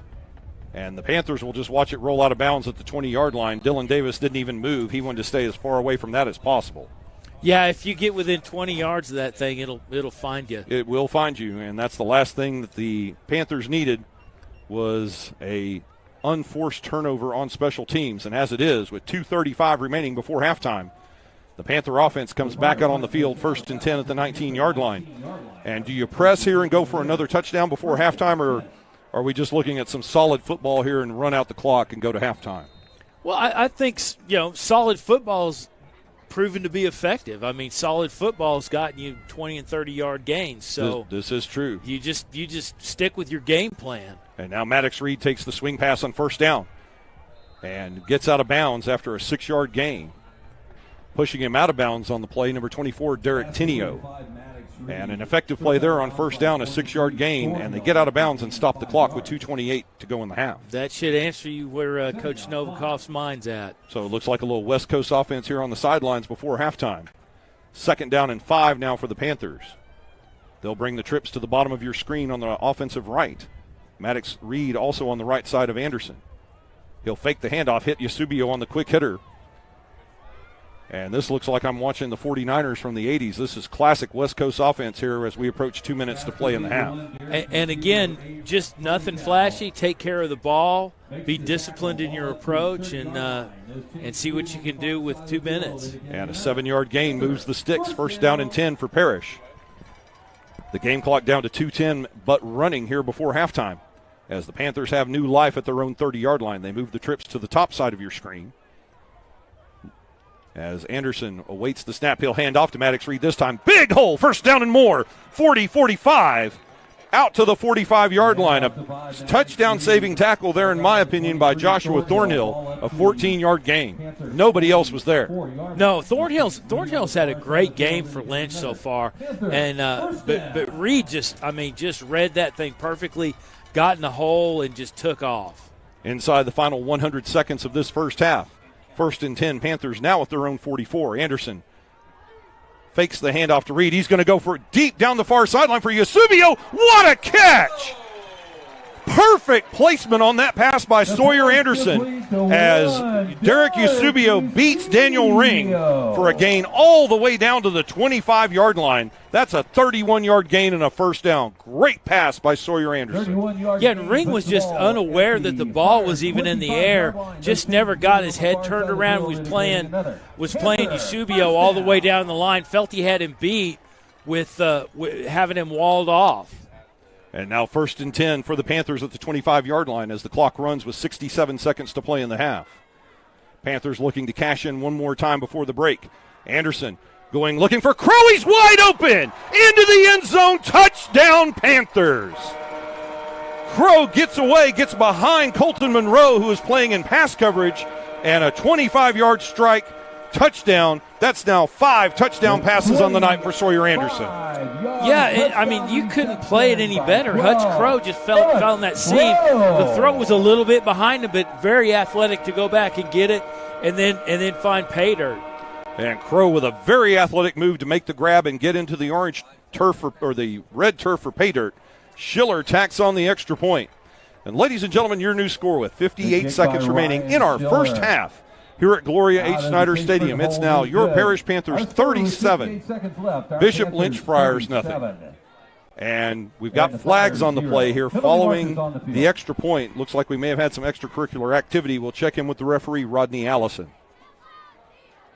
And you don't want to see losing your composure. Stick with your discipline. Stay in the game. Don't let the little chirping get to you. And just play your game. And evidently it did, as it's a personal foul against Parish on the extra point. They do count the extra point, so it looks like that penalty will be assessed here on the kickoff. And this may be a different type of kick for Dylan Sherman because he'll kick this time from his own 25-yard line. And you are absolutely correct, Jim. The one thing you don't want to do here with a 5-touchdown lead is let your emotions get out of control. That is the whole focus, in my opinion, of football. Football is a game of emotion, but it seems to me it's always the team who controls their emotions the best that seems to come out on top. And now emotions are starting to get away a little bit from the Panthers, as that's now 2 different personal fouls that they've needlessly suffered on offense. Yeah, I mean, and you hate to see that happen. You don't ever want to see you never want to see that get the better of you. And obviously Coach Novikov is going to reiterate that's the kind of stuff down the stretch that could set you back. And Coach Novikov just had a little powwow with the entire team here on the near sidelines, and I'm sure read them the riot act that we'll have no more of that because he got a resounding yes sir out of the entire football squad. As Novikov very displeased with this penalty that takes Daniel Sherman and the kick team back to the 25-yard line. Well, and it gives you poor field possession, albeit with a minute left. But it could potentially just erase the last 2 minutes of effort on your offense. Indeed, I mean, one little spark is all it takes for a team to get going, and if Bishop Lynch is able to take advantage and cash in here and make it 37-7 at halftime, we could have an entirely different second half on our hands. Yeah, I mean. They, like you said, they just need that spark. They've shown that they have the ability to hang with Parish in fits and starts. That they're giving up probably 2 athletes aside. Mm-hmm. That's a hill to overcome right there. And now Dylan Sherman with the kick from the 25-yard line, and he'll take this back, forcing Ring to field the ball at the 15-yard line. Ring up to the 30, finds a seam at the 40, and a good kick return right there for the senior Daniel Ring. He brings it back 27 yards to the 42-yard line. But what about the leg of Sherman from the 25-yard line all the way down to the 15? That's 60 yards in the air on that kick. We got more laundry on the field here on the wrong side. We'll check it out, but go ahead, Jim. But that's an outstanding kick. And mentally, the mental side of kicking is a huge thing to overcome, and when you're used to kicking from the 40 and you're back at you're back 15 yards from there, that doesn't bode well. But the fact that he could erase that and still put it in play where that may be a typical kick for them. Indeed, and now with a 5-yard penalty for offside on the kick. It's 1st and 10, Lynch at the 47. And it looks like Coach Moats and the Friars, let's see. They never did bring number 27, Godswell Giadolor, to the ground, but it appears the officials recorded his forward progress stopped at the line of scrimmage for no gain. And it looks like Coach Moats is going to wave the white flag here and take it to the barn at halftime, down 37. Yeah, and I think the game is here to win. At least try and push it up. See what you can do. See if you can find some seam or some hole, something to take advantage of in the second half. Second down, and Legend Howell will take a knee on the play and allow the first half to expire. And as we go down to halftime, as we go to the halftime break, let's go down to the field with our sideline reporter, Bryn Zufelt. Our score after 24 minutes of football. Going into halftime, the score is 37-0. We've seen a great offensive game this half with help of quarterback Sawyer Anderson, who I actually got the pleasure of talking to earlier this week. The neat thing about Sawyer is that he actually has had Coach Novikov previously in Little League football. However, he says he likes Coach Novikov much more in high school, and it's really helped him with the whole mental aspects of the game. We're excited to see what more Sawyer has for the rest of the game tonight. Hope you guys are enjoying it. Back to you guys. Folks, the halftime is brought to you tonight by Dr. Richard Rhodes of Baylor Scott & White Orthopedic Associates of Dallas. Folks, Parish Episcopal School wishes to thank our halftime sponsor, Dr. Richard Rhodes of Baylor Scott & White Orthopedic Associates of Dallas, for his continued support and dedication to the Parish Athletic Program and its student athletes. And, Jim, as we go to the halftime break, a 37-0 lead for Parish on the strength of 5 touchdown passes from Sawyer Anderson and a magnificent effort by the defense. Now, there have been some chinks in the armor, 2 turnovers, 1 fumble, 1 interception, but the defense able to keep Bishop Lynch off the board as we go to the halftime break here, up 37. Yeah, and I mean, they've had setbacks, they've had a couple of mistakes, or Parish has, and they've overcome. The thing is, they've held Lynch off, other than maybe 1.5 drives. There has only been a very short period in the second quarter where Bishop Lynch actually kind of exhibited what their game plan was. So, all in all, highly successful for Parish in the first half. Yeah, Bishop Lynch, the defense for the Panthers holding Bishop Lynch to only 1 offensive drive that crossed midfield in the first half.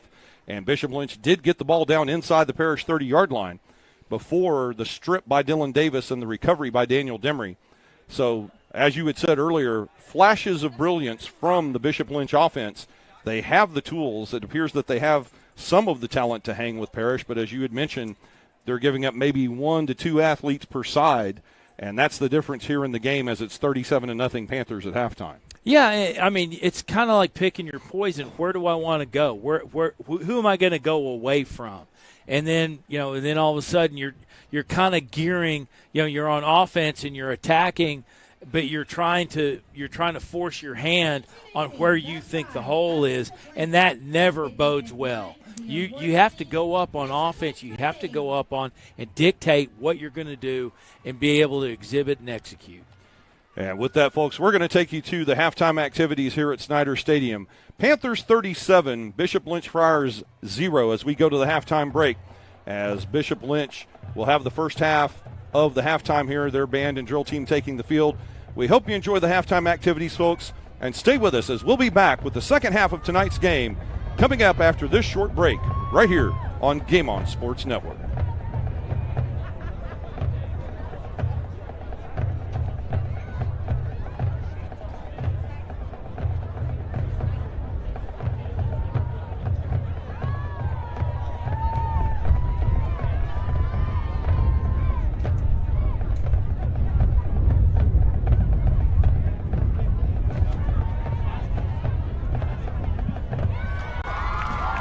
This officers are Lieutenant Cameron Melanson, Captain Madeline Hernandez, First Lieutenant Emma Morrison, Lieutenant Caroline Strawman, Our Star Sergeants are Hallie Tovar, Alessandra Bonet, and Isabella Ruiz. Brigade would like to recognize the White Citation Dancers of the Week, third-year junior, Alessandra Bonet.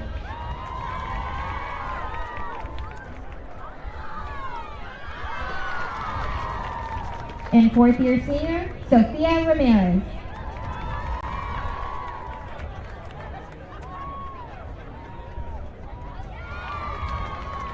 Brigade would also like to recognize our Faculty Member of the Week, Mr. Carl Smith.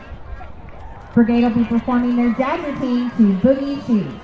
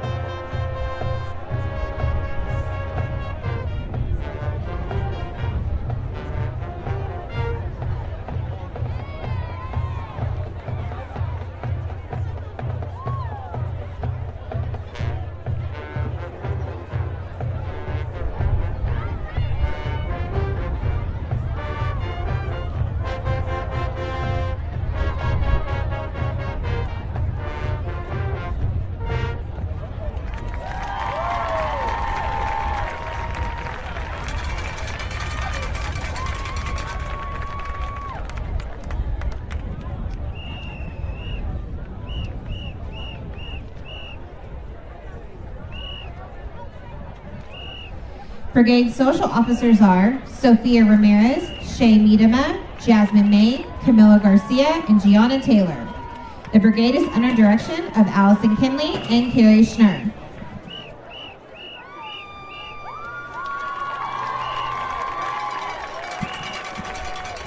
Continuing our halftime presentation, Bishop Lynch High School proudly presents the 2022 edition of the Marching Friar Band. This evening, we'll perform the first three movements of our competition show, Sonic Bloom. Musical numbers include Waltz of the Flowers by Tchaikovsky, Flower Duet by Dave, Sunflower by Post Malone, and original works by Tim Hinton. And now, led by drum majors Thaddeus Sheeran and Samantha Brown-Aguirre, Bishop Lynch proudly presents the Spirit of the L, the 2022 Marching Friar Band.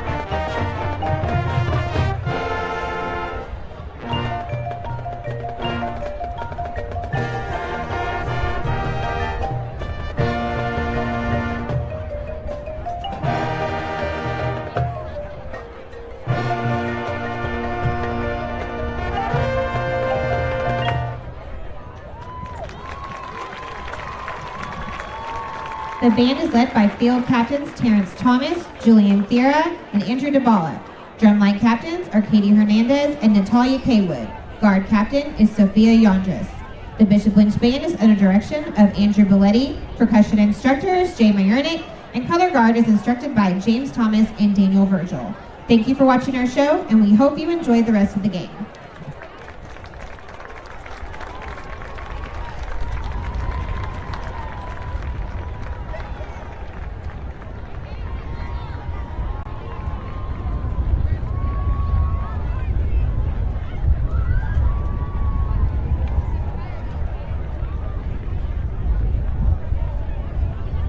Now, Panther fans, taking you the rest of the way through halftime. Parish alumni, class of 2022, Adam Spencer.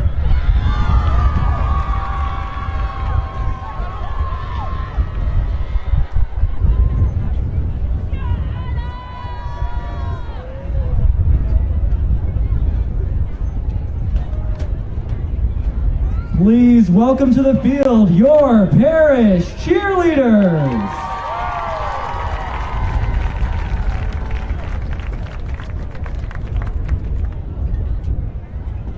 Your 2022-2023 varsity head captain is senior Annabelle Everett, with co-captains senior Annie London, Polly Brown, and Eleanor Patel. The social captains are Savannah McDonald and senior Ellie Porre. The JV captains are Lexi Silverman and Blair Bassman, with social captains Samantha Gold and Charlotte Tang. The Parish cheer team is led by Coach Becca Johnson and Jamie Balder. We would like to recognize the rest of our senior cheerleaders: Audrey Platt, Ella Forson, and Ellie Shanks. The cheerleaders of the week are Lexi Silverman and Audrey Platt. Thank you for your hard work.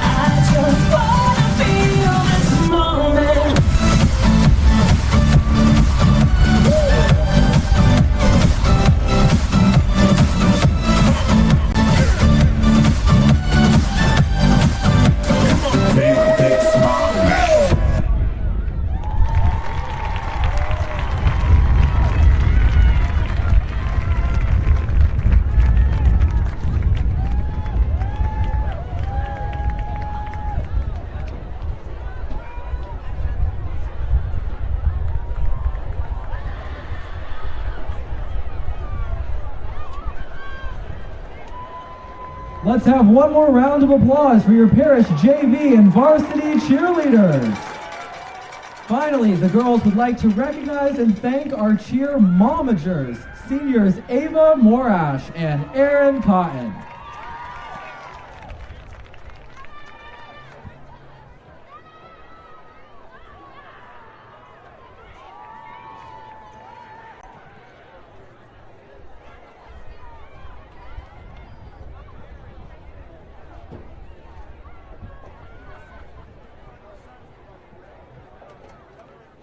Now, please welcome to the field the mighty Sound of Midway.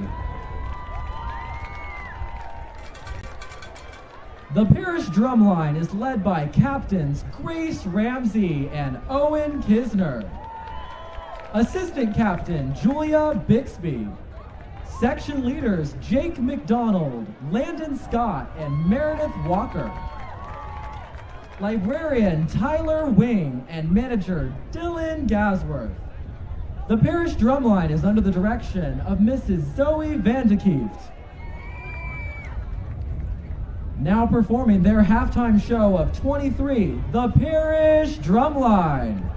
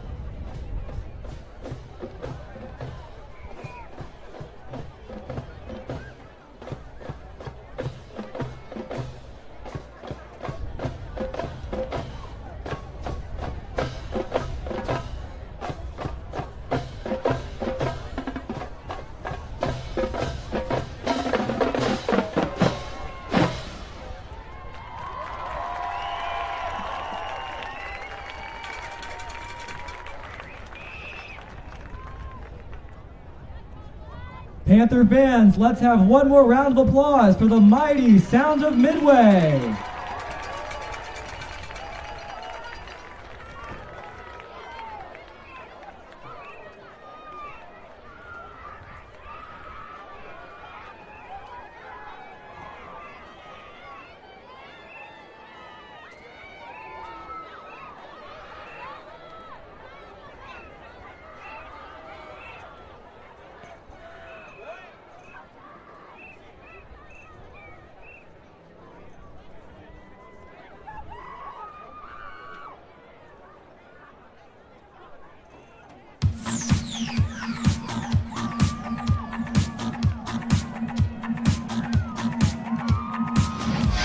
Ladies and gentlemen, presenting the award-winning Parish Rosette.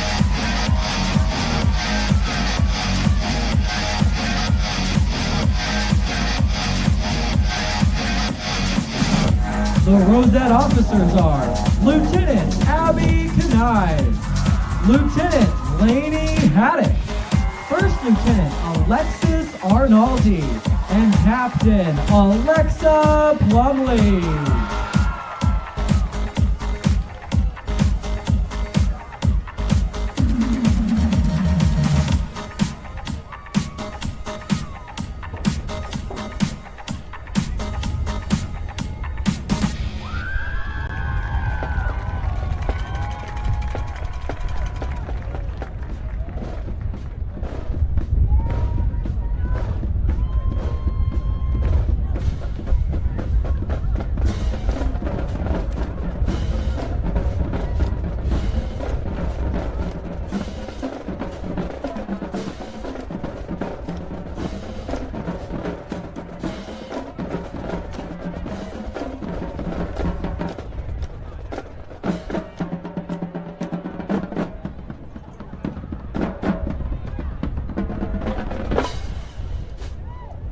We would like to take a moment to thank our Rosette seniors this year for their 4 years of hard work and dedication. This team would not be the same without your leadership. Thank you, Abby Knives, Lainey Haddock, and Alexa Plumley. The sergeants of the Rosettes are Community Sergeant Allie Groman, Social Media Sergeant Courtney Schultz, Promotional Sergeant Abby Freeman, and Head Sergeant Annie Joyner. The Rosette of the Week is Kate Swartzwelder.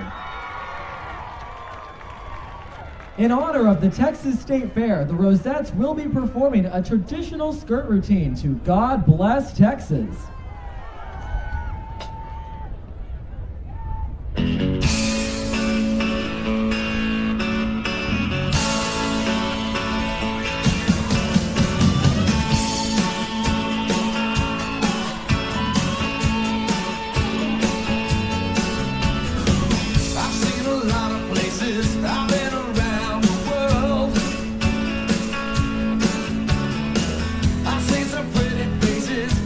Some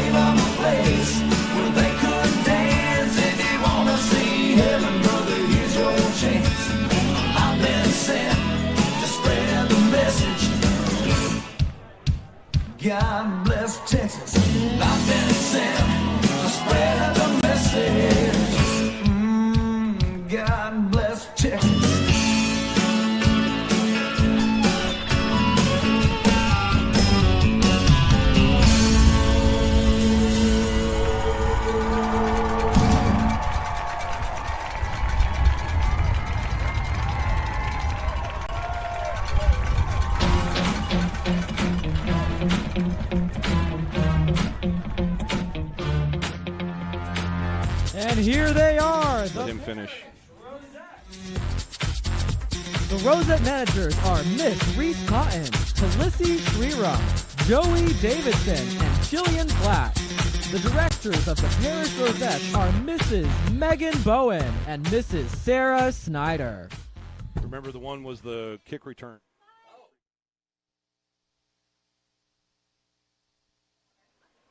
And folks, welcome back here to Gloria Snyder Stadium in Farmers Branch, Texas, on the campus of Parish Episcopal School, as we continue with tonight's district opening contest between the Bishop Lynch Friars and your Parish Panthers. And Jim, in the first 24 minutes, it was all Parish Panthers as they are out to a 37-0 lead here as we're ready to begin the third quarter.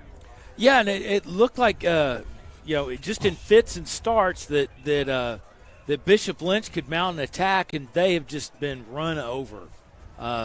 Just really have not been able to get their feet under them in the least, and Parish hasn't played mistake free, but has certainly executed their game plan as best they can. And before we begin the second half of play, let's get another report here in just a moment, but some highlights as we get ready to go down to the sideline of Bryn Zufelt. And you're very true, Jim, what you had said. There's been maybe, four really good plays by Bishop Lynch in the first half. 2 big runs by the running back, number 27, Godswell Giadolor, and 2 great catches by Aiden McGinnis. But then the Parish Panthers able to come back and take care of business to shut things down. And, folks, before we start the third quarter, let's go down to our sideline reporter, Bryn Zufelt. Hi, welcome to the second half. I talked with some assistant coaches during halftime, and they said that their goal for this half is to score right off the first drive and get that running clock going and hopefully leave tonight with another Panther win. Back to you guys. And exactly what I would do if I were the brain trust of Parish, as TAPS does have a 40-point mercy rule where once one team establishes a 40-point differential or a 40-point lead in the second half, the clock runs continuously. And I think really for both teams, that's going to be the best answer to get that clock running, get Parish back to the barn with a win, and keep as many of these young men healthy and safe and ready for next week's game as they travel to San Antonio. Yeah, I mean, that, again, we've talked about injuries all year long, and Parish has not been, they have been injury-free, but they certainly haven't had, some of the detrimental injuries that could have happened, It's been a great help for them this season. And then, as you roll into district, you're not really pulling these guys into work quickly. They can heal, they can get their minds right and get back with their confidence, and they don't have to press back into duty. Indeed, this will be an opportunity here for some folks that are a little bit farther down on the depth chart to get some work here in this second half, and possibly throughout the next 3 games as Parish tries to stay healthy and plan for that, what appears to be a district championship showdown with Plano Prestonwood Christian on November 4th. And some stats right here quickly before we start the third quarter. Parish with 250 total yards in the half to Bishop Lynch's 72. We'll cover more in a moment. The opening kick taken by Daniel Demery at the 30-yard line. He's got blockers in Mays. He'll turn the corner 40-yard line, coming all the way across the field as McGinnis tries to strip the ball from Demery. But Demery with a 20-yard kick return back to the 45-yard line, and Parish will go to work first down and 10. Now, 250 yards for Parish in the first half, most of that off the arm of Sawyer Anderson. 12 for 18 in the first half for 208 yards and 4 touchdowns in the first half for Sawyer Anderson. Yeah, and I mean, a lot of the passes or a lot of these touchdowns and scores were just, receivers working their tails off, getting free, getting open, and then doing a lot with the ball once they got it. And Derek Eusebio with 2 of those touchdown catches in the first half. Hutch Crow with the other 2, as Eusebio leads all receivers here this evening with 92 yards receiving and those 2 touchdown passes.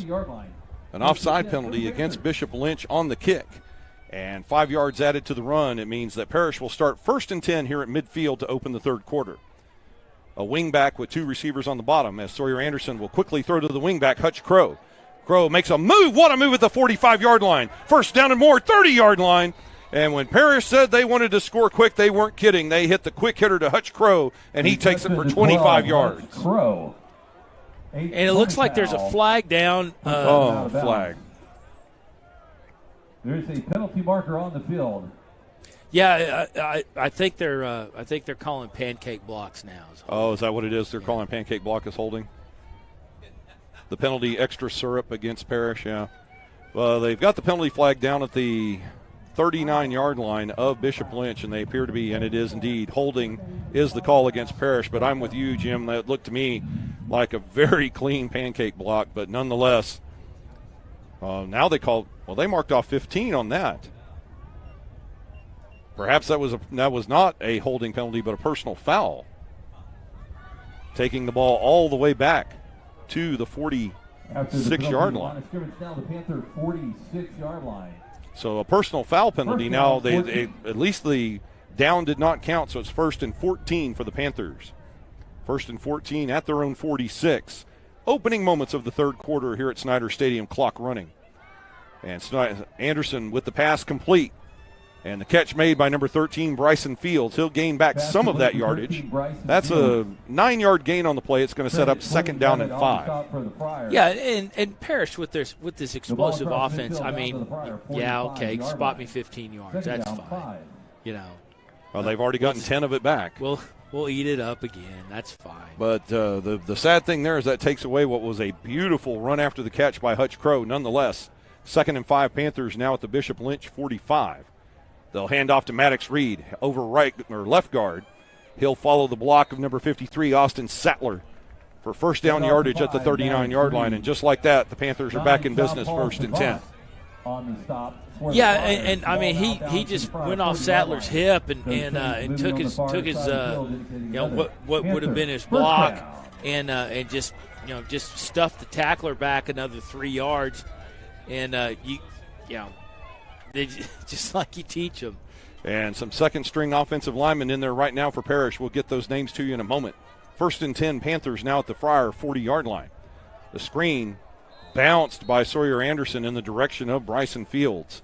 And Anderson will wish he had that one back. It brings up 2nd down and 10. Yeah, Fields had a little bit of space to work in on that far side if he could have got that thing off his shoes. And going through the offensive line here, we've got some replacements. Number 74 in at left tackle, Nicholas Ferris. Sam Liu checking in at left guard. Alex Jacoby now moves from left tackle to center. And Jacob Pequeño stays in the game at right tackle. It's now 2nd down and 10 for Parish. They'll hand off to Maddox Reed. And Reed gets hit in the backfield. And right there to make the play, the man that runs that defense for Bishop Lynch, number 10, Colton Monroe, a loss of 2.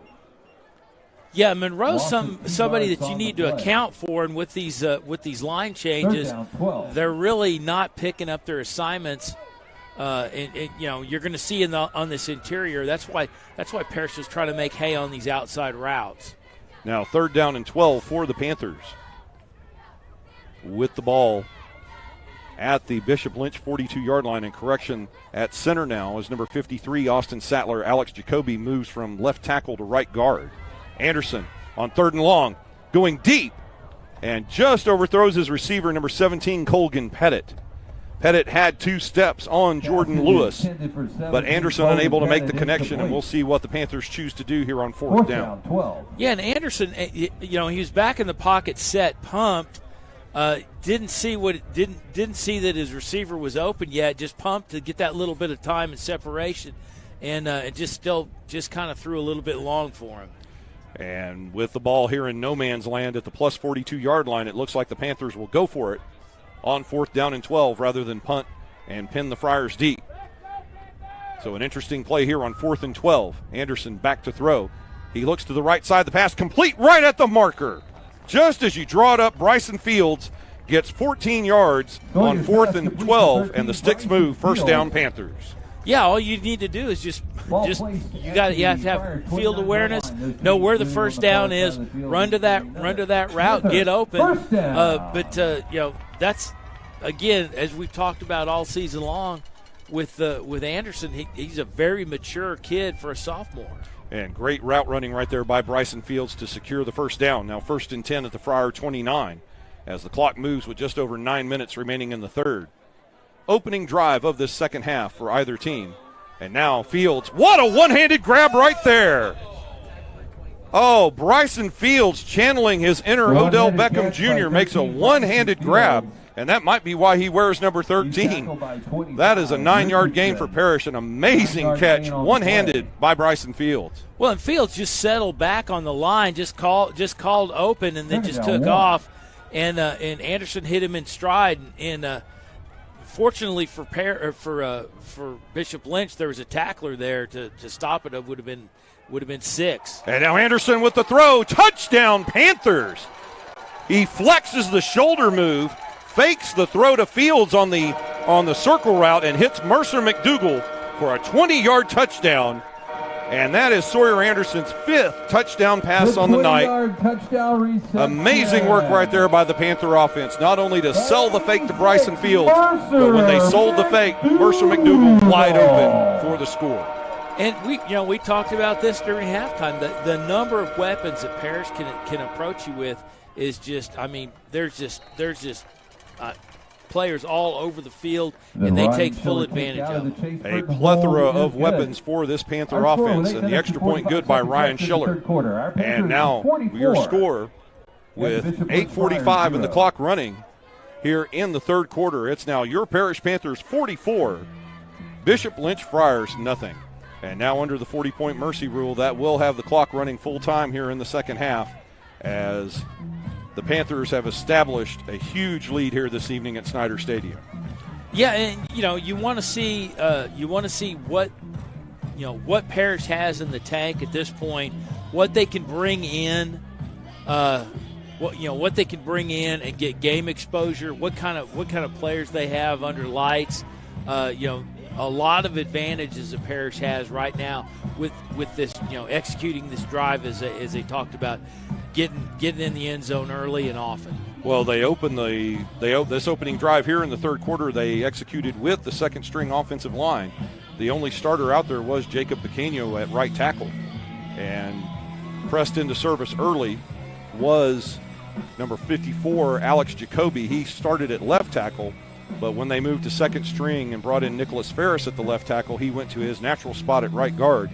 And they had a couple of minor mistakes there, flushing Sawyer Anderson out of the pocket, but the second team O-line doing a pretty good job, and especially on that touchdown pass to Hutch Crow, giving Anderson plenty of time. Yeah, and I mean, I think you saw, just from the beginning of that drive to the touchdown, you saw kids have opportunity, get their minds right, get their feet settled. I mean, you come out, you've been on the bench, you come out, you're a little fidgety, and you got to settle in.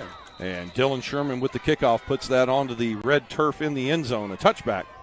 And now Bishop Lynch will start their first drive of the second half, 1st and 10 at the 25-yard line. Now, folks, if you remember right before we went to halftime break, Legend Howell, the quarterback for Bishop Lynch, was shaken up on the play. He was briefly substituted for a couple of plays by Jackson Gathings.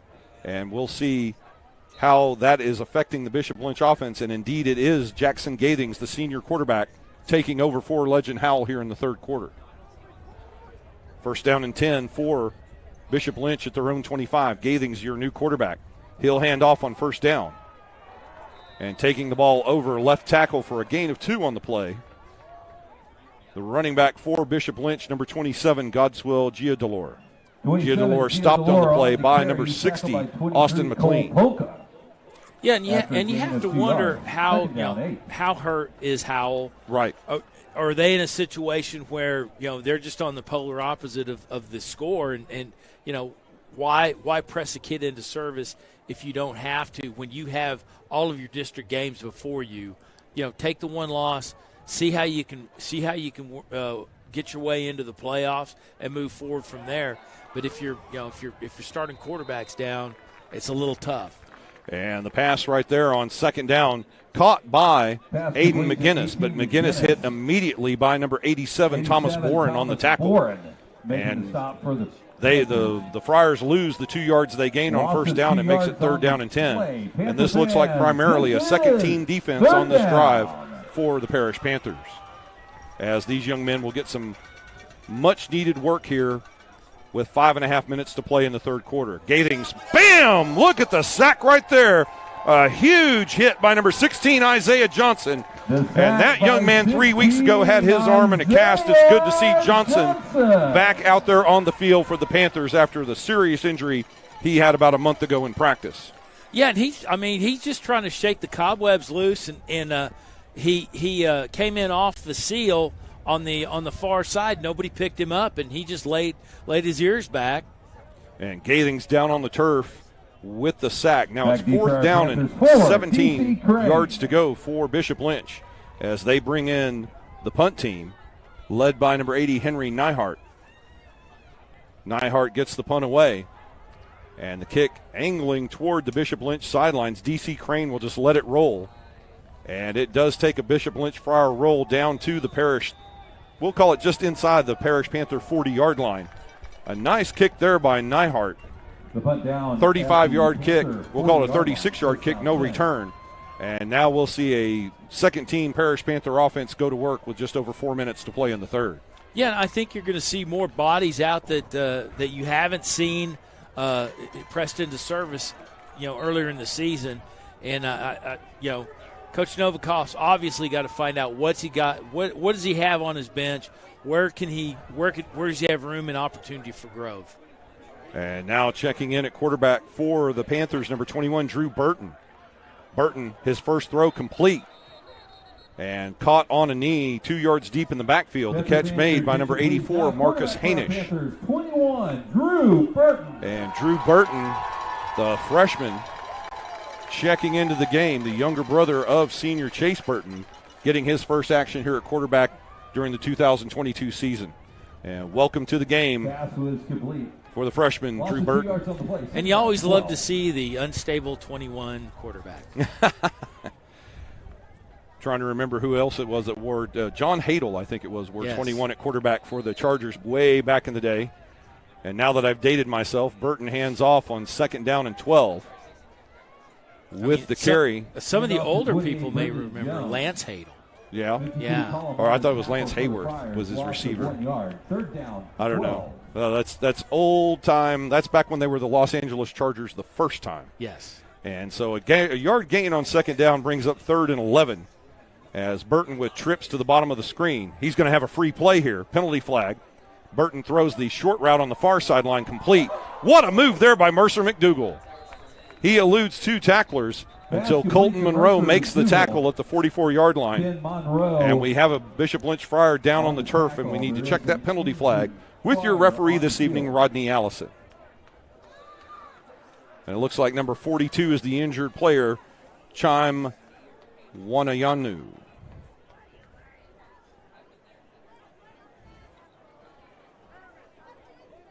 Wanyanwu is the injured Friar. He jumps back up. And the penalty is indeed offside against Bishop Lynch. So they'll probably take the free play and make it 3rd down and 5 for the Panthers. Yeah, Parish, they're subbing out, but they're working the scheme. They're pushing the ball up the field. Still the same scheme, absolutely. Yeah. You want to see these young men, see if they can play the same scheme as the rest of the first-string Panther offense. And so far, doing a pretty decent job here with 2 minutes to play in the third quarter. Yeah. 44-yard line. So 3rd down and 6 now for Parish at their own 44-yard line. Drew Burton remains your quarterback. He'll fake the handoff to Jones. Burton's going to go deep down the middle of the field. Oh, and that's picked off. The interception by number 23, Joshua Thornhill. And Thornhill may have room to run on this. Back to the 40-yard line. And he's bird dogged to the turf by number 17, Colgan Pettit. And Burton going deep, but threw it into double coverage, and the pick by Thornhill, a nice return for the Friars. Yeah, and Thornhill was just sitting the route. All he had to do was step up. He saw the kind of a soft toss out of the backfield, but again, you can't slight the kid. He's been sitting on the bench most of the season, and he's got to shake those cobwebs loose, and no better way to do it than learning from mistakes. And that's how you get it done, is learning in game time conditions. Now Bishop Lynch will have the football 1st and 10 at the Panther 40-yard line. Jackson Gathings in the game at quarterback. He'll hand off to Gia Delore. And Giudalore finding room on the far sideline. He'll turn the corner, has a first down at the 30. Still on his feet inside the 25. And he'll be chased out of bounds near the 20-yard line. So the Friars open up with a 20-yard run on first down. The tackle made by number 87, Thomas Boren. Yeah, no, I mean, Bishop Lynch hasn't subbed one bit. They're trying to stay in this game, and you know, despite having the running clock, they gotta take advantage of all these possessions in order to make this thing respectable. And inside the last 30 seconds of our third quarter, Bishop Lynch in the red zone for the first time tonight at the 19-yard line. Gathings with the pass dropped by Connor Alford.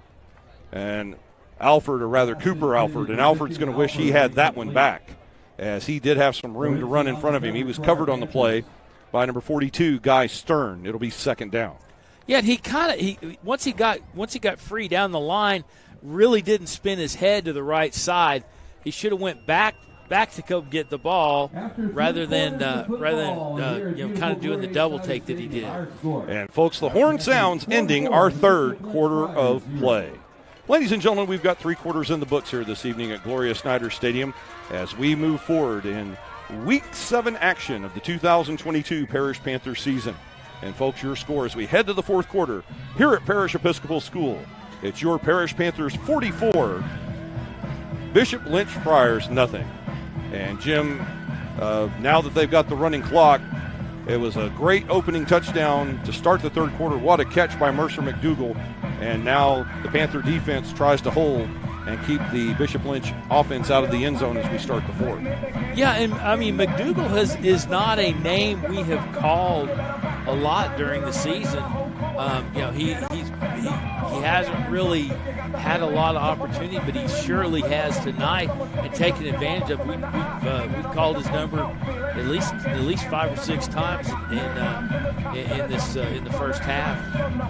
And before we begin the fourth quarter, let's go down to the sidelines with Bryn Zufeld. Starting the fourth quarter, the score is 44-0. We're still seeing a really strong game with a lot of second-string players in here tonight. Let's see what they can do. Back to you guys. Thank you, Bryn. And the toss on first down at the 19-yard line from Gathings to number 5, Jackson Loxamana. And Loxamana taken down in the backfield, making that play number 19, Kamzi Arinze. Arinze does spend some time with the first-team defense, and he showed it there as he drops Loxamana for a loss of 2. It brings up third down and 11 now for Bishop Lynch at the 21-yard line. Gathings back to throw. He's got trips to the top side.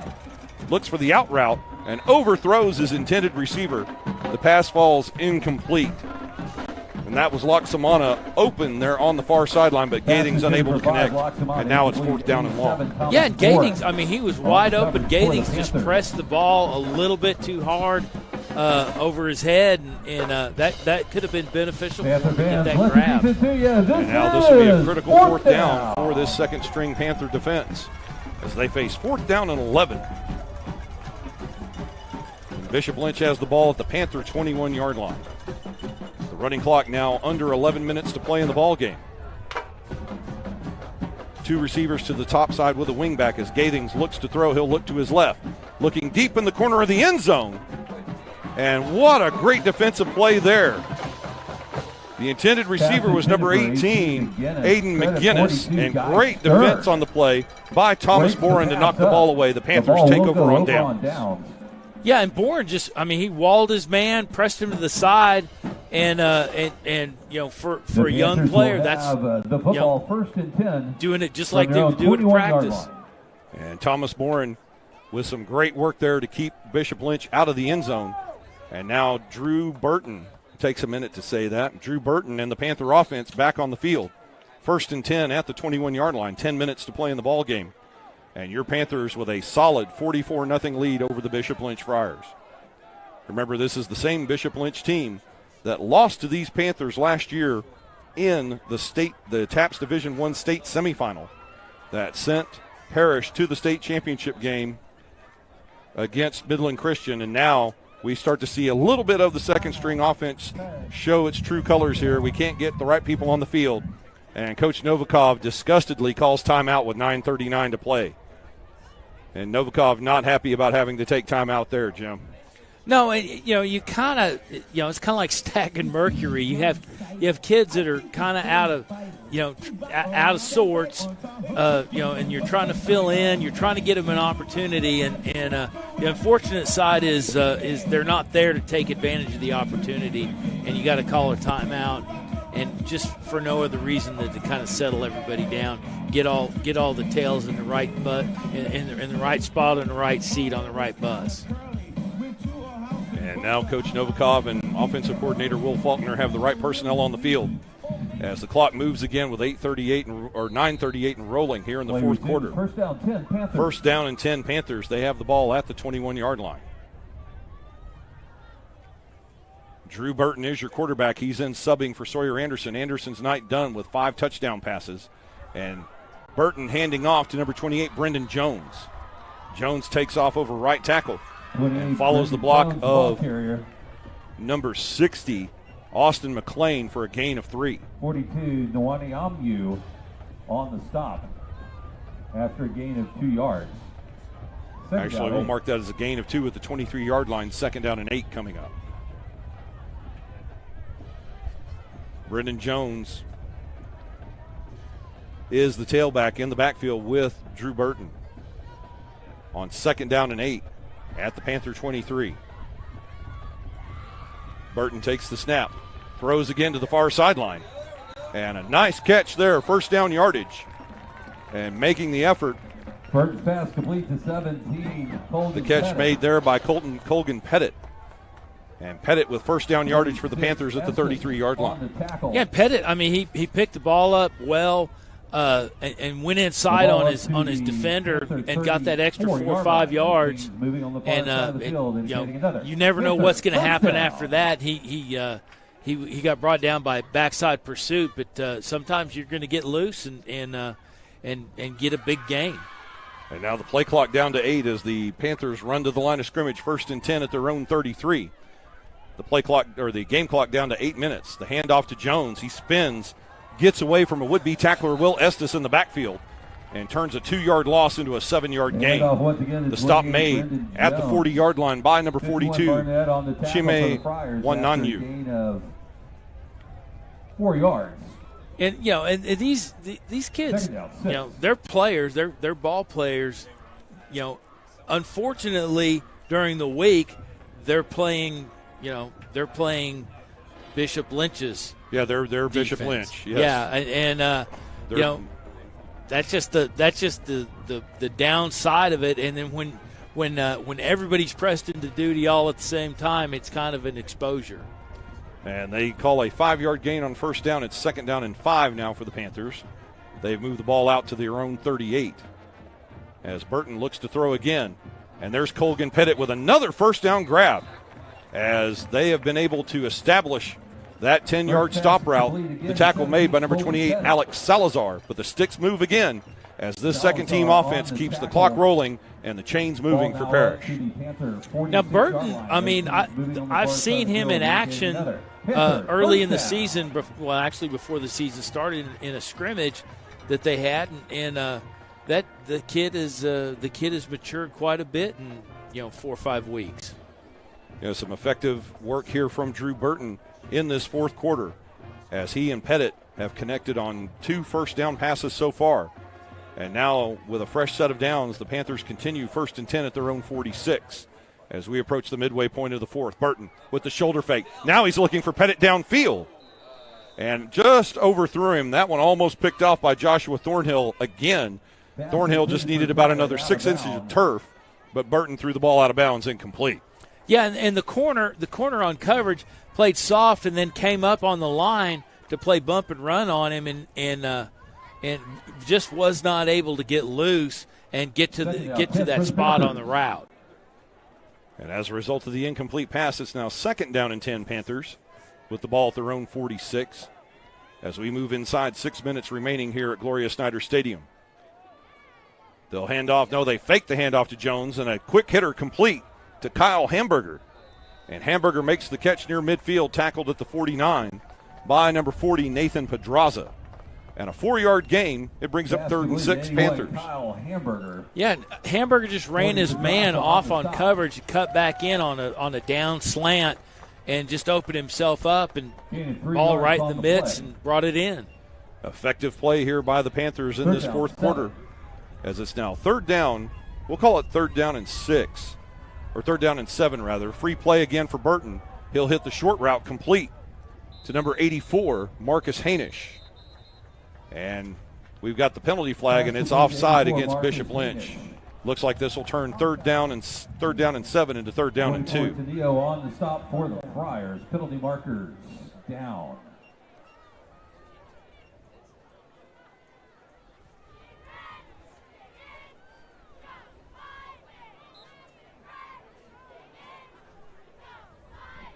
After the penalty, the ball across midfield down. They'll move the ball across midfield down to the Bishop Lynch 46-yard line. 3rd down 2. As the clock continues to roll now with less than 4.5 to play in the ball game. Drew Burton puts the trips up to the top side. The single receiver Colton Pettit at the bottom of your screen. Colgan Pettit, rather. 3rd and 2 for the Panthers. Drew, he's going to throw. Looks for Pettit again. And the connection there between Drew Burton and Colgan Pettit. Another first down for the Panthers. The tackle, Jordan Lewis for Bishop Lynch. Yeah, I mean, again, Pettit running a good route, pressing his man out of coverage and getting open, just getting that little bit of space that he needed. And he and Burton are connecting. The thing is, when you're not typically doing that in practice, and you're forced into game time situations, that chemistry oftentimes doesn't materialize, and here it's showing. And 1st and 10 again for the Panthers. Burton to throw. Another quick hitter, Kyle Hamburger. Oh, what a move there by Hamburger. He's going to take off down the sideline, 20-yard line, inside the 20 and out of bounds at the 17. And what a spin move there by Kyle Hamburger. He turned a 7-yard gain into a 28-yard gain for Parish. Yeah, he took off and he got loose from the defense, and it's almost like he felt like he stole something and was looking for contact downfield. Panther, 1st down. And a great play there, some yards after the catch for Kyle Hamburger, taking the ball all the way down to the 16-yard line.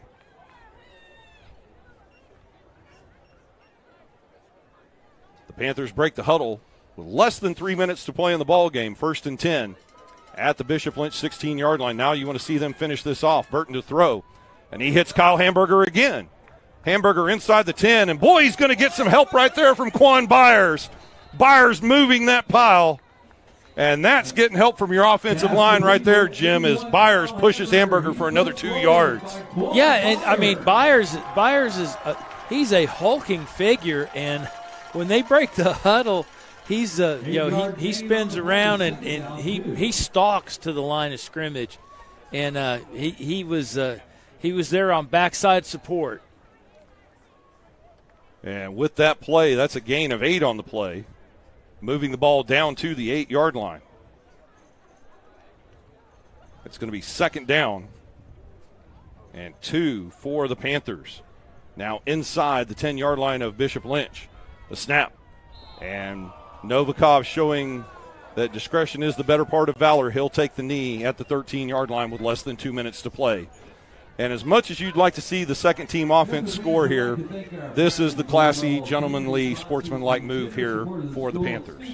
Yeah, I mean, I think the reward for the second team is just the way that this series has gone for them. They got the ball down to the 8-yard line. I mean, they can walk out of here and know that they had some success.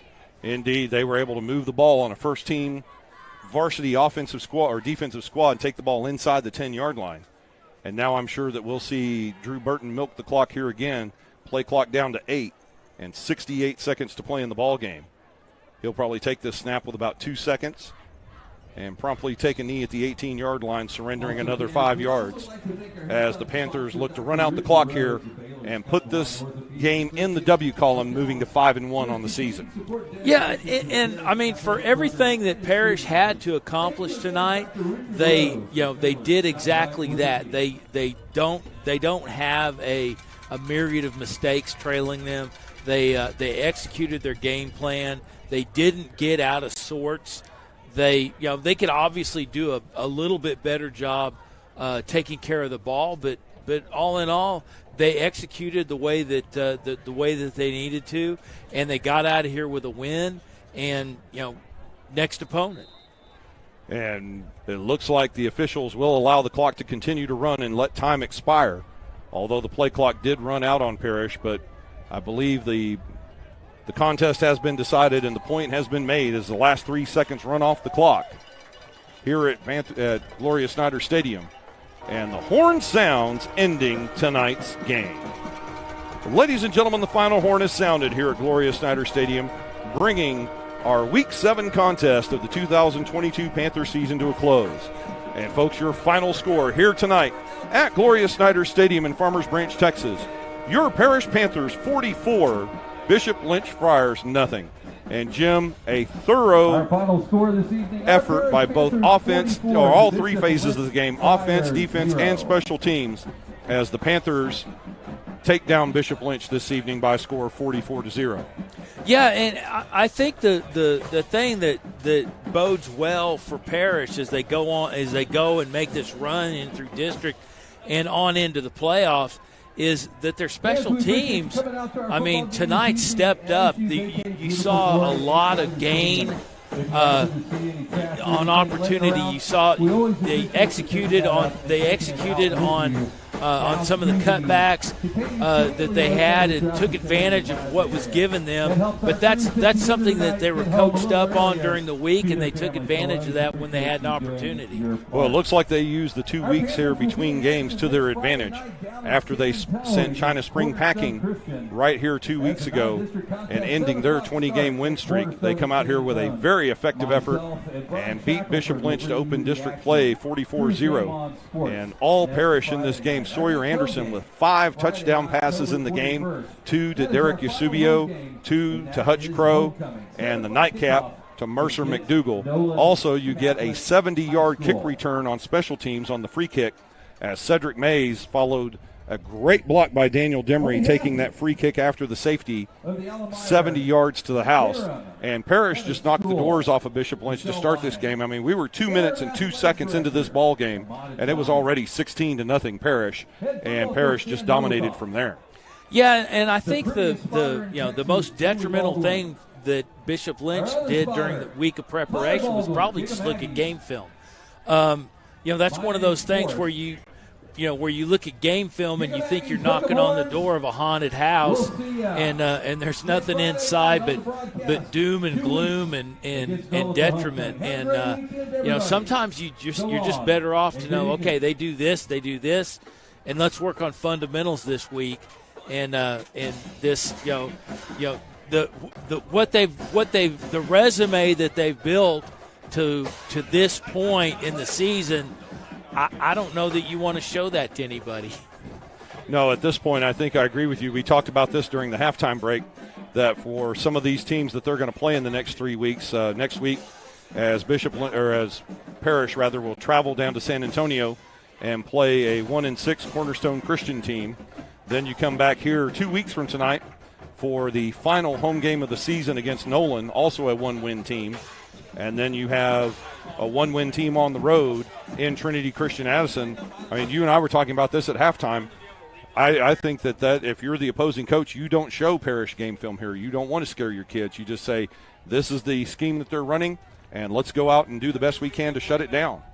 Yeah, I mean, you go up to knock on the door and you look at the welcome mat, and it looks like a trap door that's going to drop you into the abyss. Indeed, and next week on the schedule, the Panthers will travel to San Antonio and face off against the Cornerstone Christian Warriors, a spot they needed to fill when John Paul II dropped out of Division I this year and decided to pursue an independent schedule following the dismissal of their athletic director and their coach. And now they have a 6th non-district game on the schedule, kind of interrupting the district play here, so to speak. But now this sets up an interesting trip down to San Antonio for the final non-district contest of the season.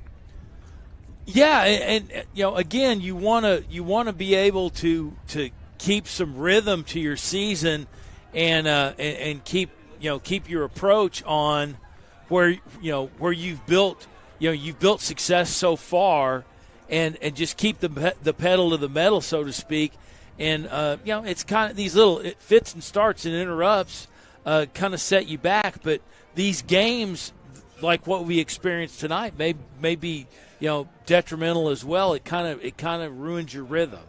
It can indeed. Although Parish did seem to be in rhythm pretty much most of the first half. The lone exceptions, the interception by Sawyer Anderson, and the fumble on the bad snap, which we've seen that rear its ugly head more than once. That, in my opinion, that's what cost them the game against South Oak Cliff, was that last fumble of the game on a bad snap. It looks like Sawyer Anderson and his center will have some more work to do there. But as you said, Jim, that just comes with the process of learning and growing and developing throughout the season.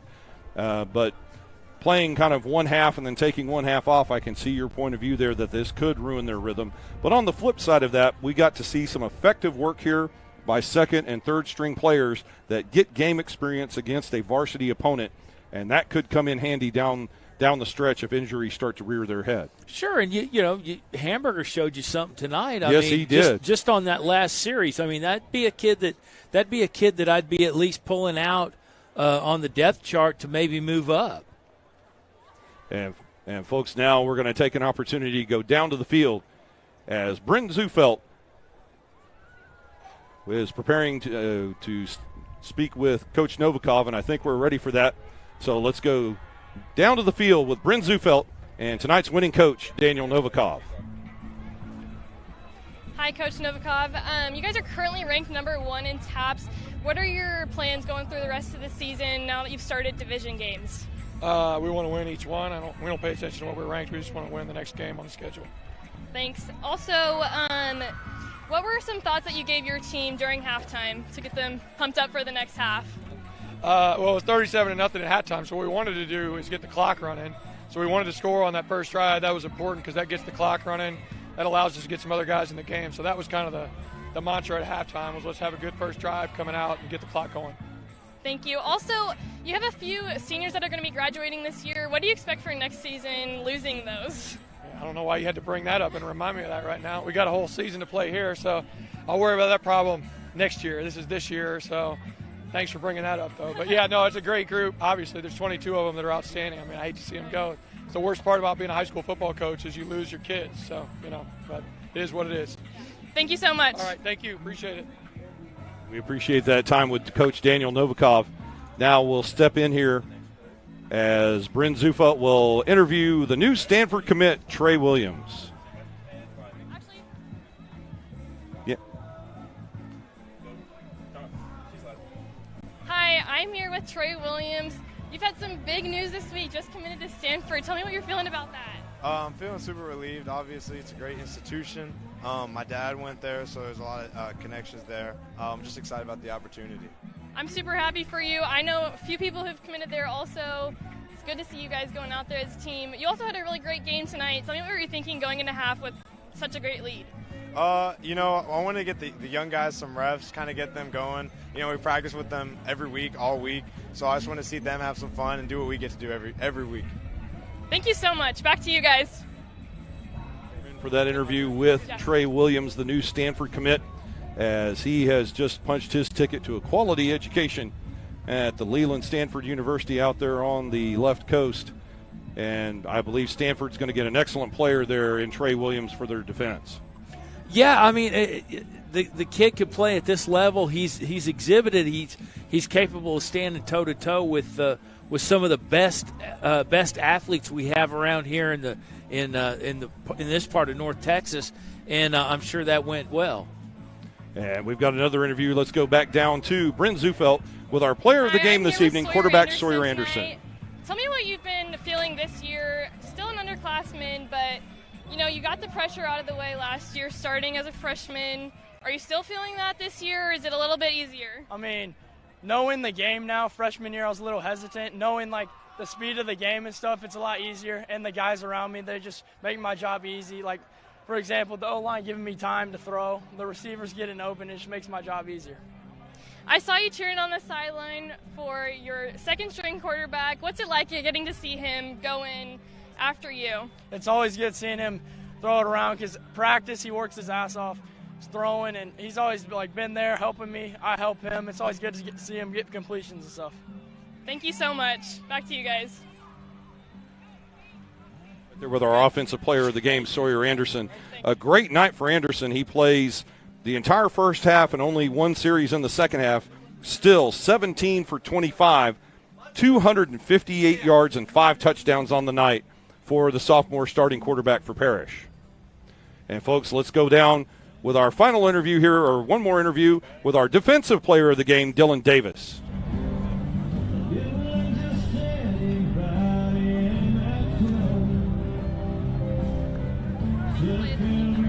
It's really awesome just putting in all the work last year and then finally being rewarded this year, getting the starting spot and then being able to succeed on Friday nights. Since you've been able to start, what was your feelings going into halftime with such a great lead and knowing that you'd get a little bit of a break in the second half? I'm just excited to cheer on the guys that have been working hard, getting us looks in practice that don't always get to play during the game, so it was fun to see them get out there and have fun. Do you have any personal goals for this season? What are you trying to accomplish? I want to lead the team and the district in interceptions this year. All right, and what are your plans for, college? Are you thinking about doing college ball, or what are your plans? I'm just waiting for a couple more offers to come my way, and if any school that I like presents itself, then, obviously that's where I'll go. Thank you so much. Thank you.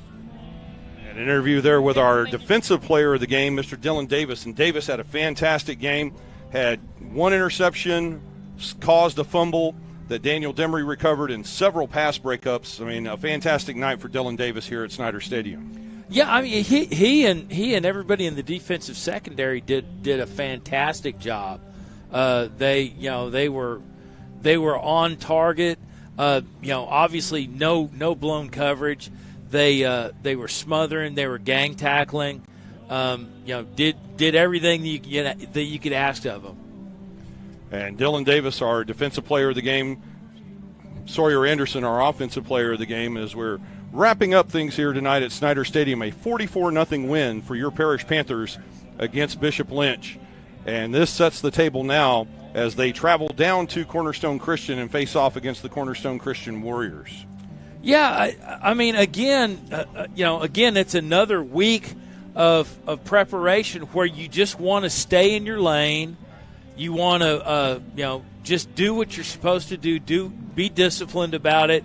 Don't have silly penalties, and take care of the ball. And that's really all. That's all you want to do is prepare for the next game, which prepares for the next game, which prepares for playoffs.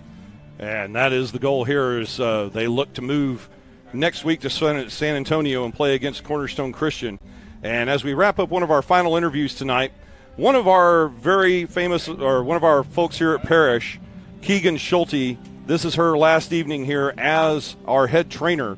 And we wanted to get a moment with her and thank her for her service here for the last 3 years at Parish. Let's go down to the field now with Bryn Zufelt and head athletic trainer Keegan Schulte. Hi, I'm here with Keegan Schulte. It's her last day as the athletic trainer for the Panthers. Can you tell me what your experience has been like with them? Yeah, I had a really great experience with them. They're a great group of kids to work with. Definitely going to miss being around and helping them out. Thank you so much, and good luck with your new job. Thank you so much. Bye. And Keegan Schulte there, folks. Ladies and gentlemen, if you have a youngster that's going to Parish participating in these athletic programs, Keegan Schulte is one of the folks that has been keeping your Panther up and running, one of the best athletic trainers in the business as she moves on to take a position with Children's Health, the Children's Health System here in the Dallas area, and we wish her the best of luck in her future endeavors. Yeah, the thing with trainers and equipment managers and all those support people for the programs, you don't really know what they're doing. You don't see them, but I assure you they're the first in and the last out. And if anybody's doing a lot of work, it's those people, and it's very unsung and unheralded. No, those are the two groups of people that probably receive the least amount of credit for what they do, but they deserve so much more, is the training staff and the strength and conditioning staff here at a school like Parish. Because as you've said many times, Jim, the basis for these games being won or lost starts in that weight room in February, and then with the training staff keeping these young men healthy throughout the season, that is the flip side to that strength and conditioning that keeps this Panther team going. Yeah, and I mean, you have an injured player, and you might see him 3-4 times a day for treatment. And that's if all the time added up, that's maybe an hour and a half per player times however many players there are, and there's kids that aren't even suited out that you don't know about that are receiving the same treatment.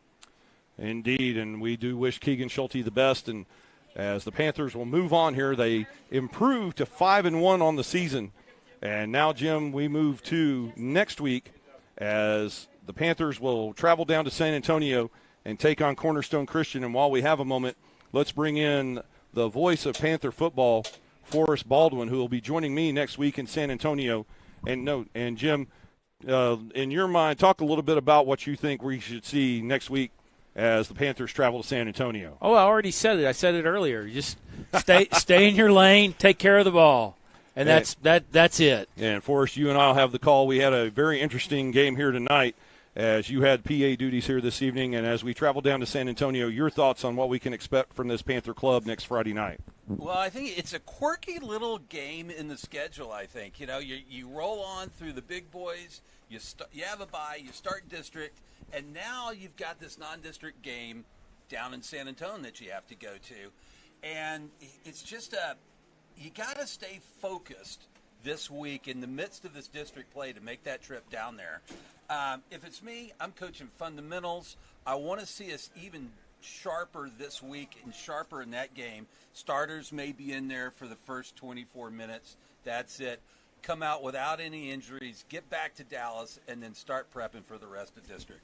Yeah, that's exactly what I saw when I looked at the schedule. I pointed to that one, and I think Jim and I had touched base on this earlier before. I looked at it and said, this is a gotcha game where you're already getting pumped up and you're moving into district play. You're 1-0 in district now, 5-1 on the season, and knowing that you're moving into a non-district game, the mentality there, your first thought is to take your foot off the gas a little bit. But the coaching staff, as Forrest had pointed out, Jim, they need to press hard, make sure that these young men play the caliber of football that they know how to play next Friday night. Keep that foot on the gas against Cornerstone Christian and put another W on the board this season. Well, and that goes back to the off-season strength program where you're trying to get yourself built up, you're trying to get yourself conditioned for this long season, and then you're also trying to, you got to exercise that muscle above your necktie, and that's obviously something that the discipline thing is a very key part that Forrest brought in, which is don't get complacent, don't look ahead, don't look behind, just go out and fundamentally execute.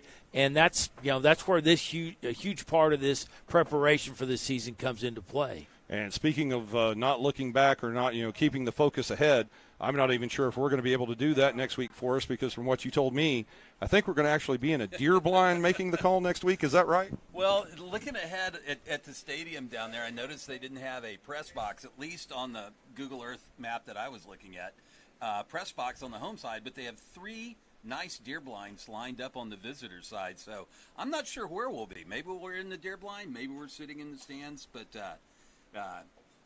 it's I cannot remember, as I was thinking back listening to y'all talk about this. Normally you have maybe 3 non-conference games, non-district games, and you roll into 7 conference games, depending on your size. Maybe it's 4 and 6. But the way our district lined out this year, and to play that full game schedule, you throw that San Antonio game in there, and it's just it's awkward. It isn't to your point, Brian. I think it's an opportunity for maybe to play down to that competition. Perhaps if you're not going to go in there and take things seriously, I know Dan won't have it that way. He's going to have them wound up, ready to play, work on fundamentals all week, get your 24 minutes of work in for the starters, and then move on. Right, exactly. And I think the key to that is to tell the guys that if they don't play a great game Friday night in San Antonio, that we're not stopping at Buc-ee's and Temple on the way home.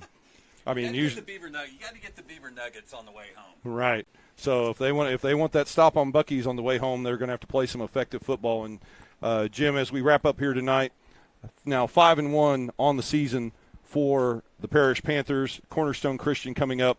Let's take a minute and look ahead to the homecoming game against Nolan Catholic, as they will welcome in the Nolan Catholic Vikings, who lost to this Bishop Lynch team last week.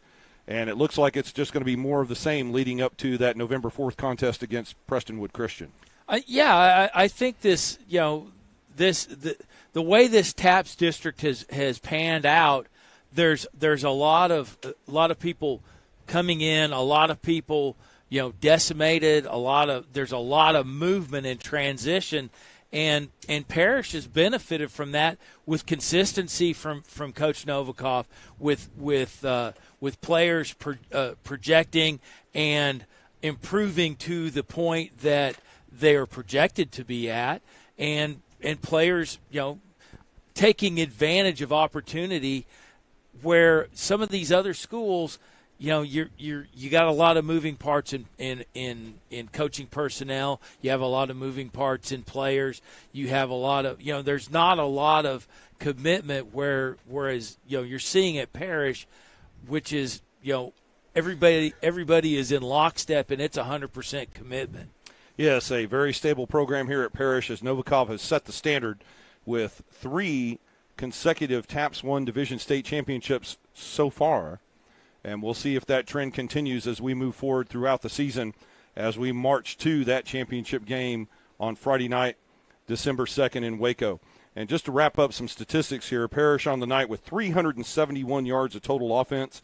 As we had mentioned earlier, Sawyer Anderson, 17 of 25 for 258 yards and 5 touchdowns, playing basically only the first half and the first series of the second half.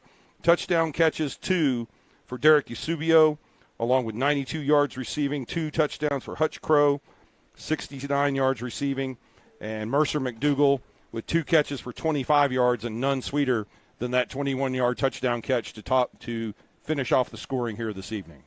Yeah, and I mean, I think you're seeing a lot of kids have opportunity, particularly in this game that we haven't called a lot of these kids out. I mean, extensively throughout the season leading up to this point, and it's not because they're not hurt, they're not injured. They are they're there to service, and these other kids are taking advantage of Eusebio's taking advantage of every opportunity he's been given. Yes, he has, and he proved that tonight. He proved he's certainly capable and is certainly warranted to be on the field playing. And there's other kids that are doing the same thing. And Derek Eusebio, a transfer from Plano Prestonwood Christian.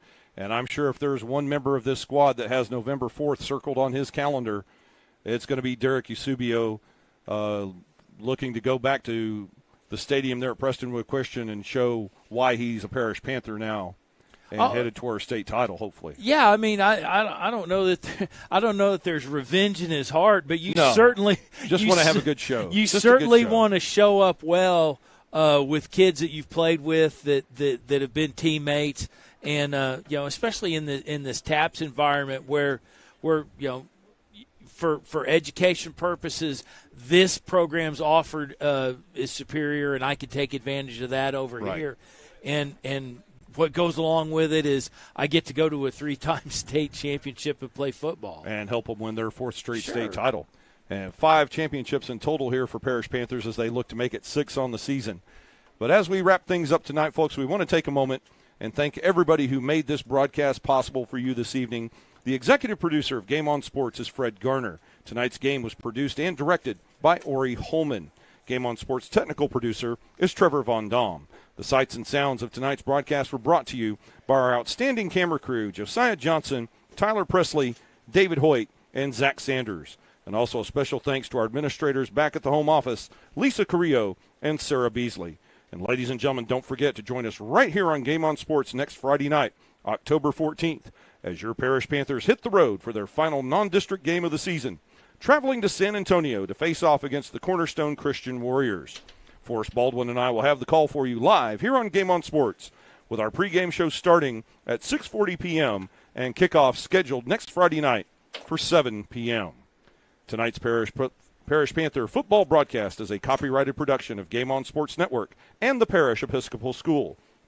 Copyright 2022, all rights reserved. Any rebroadcast, reproduction, or other use of the pictures and accounts of this broadcast without the express consent of Game On Sports Network and the Parish Episcopal School is strictly prohibited. And, Jim, your final thoughts here on tonight's victory at Snyder Stadium. Well, Parish came out. They played the way that they needed to play. They didn't commit, an excessive amount of errors. They had a couple of unforced errors that they overcame. They did what they had to do, which is stay with do what you're focusing on, perform that as best you can, and be successful and take care of the ball. I mean, that's all you can ask of them to do, and they, for the most part, accomplished that tonight. And the coaches will have some ball security issues to work on, and that's something that will be a focus, I think, and a core part, obviously a core part of any football team's philosophy is taking care of the football. But I think that was the main thing we saw out of tonight. They did dominate the game, but I think the coaching staff still saw some little things that they know they need to work on before this team moves into the playoffs and takes this to the next level. Well, and I'd almost be a little nervous if they were clicking on all cylinders right now. Right, peaking a little early. Yeah, I mean they're coming off of 5.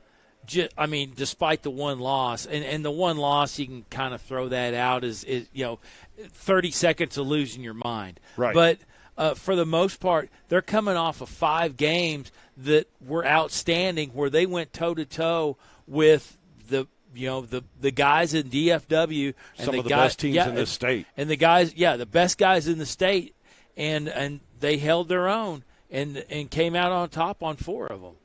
And we'll see if that trend continues, folks, next week in San Antonio. As that wraps it up here for us tonight at Gloria H. Snyder Stadium. Thank you, ladies and gentlemen, for spending your Friday night with us, and we look forward to seeing you next week right here on Game On Sports. On behalf of my broadcast partner, Jim Dixon, our sideline reporter, Bryn Zufelt, and our entire Game On Sports production crew, this is Brian Shackelford thanking you for joining us this evening and for your continued support of Parish Panther football. Your final score again tonight from Gloria Snyder Stadium, your Parish Panthers 44, Bishop Lynch Friars 0. Until next week, good night and God bless from Farmers Branch, Texas.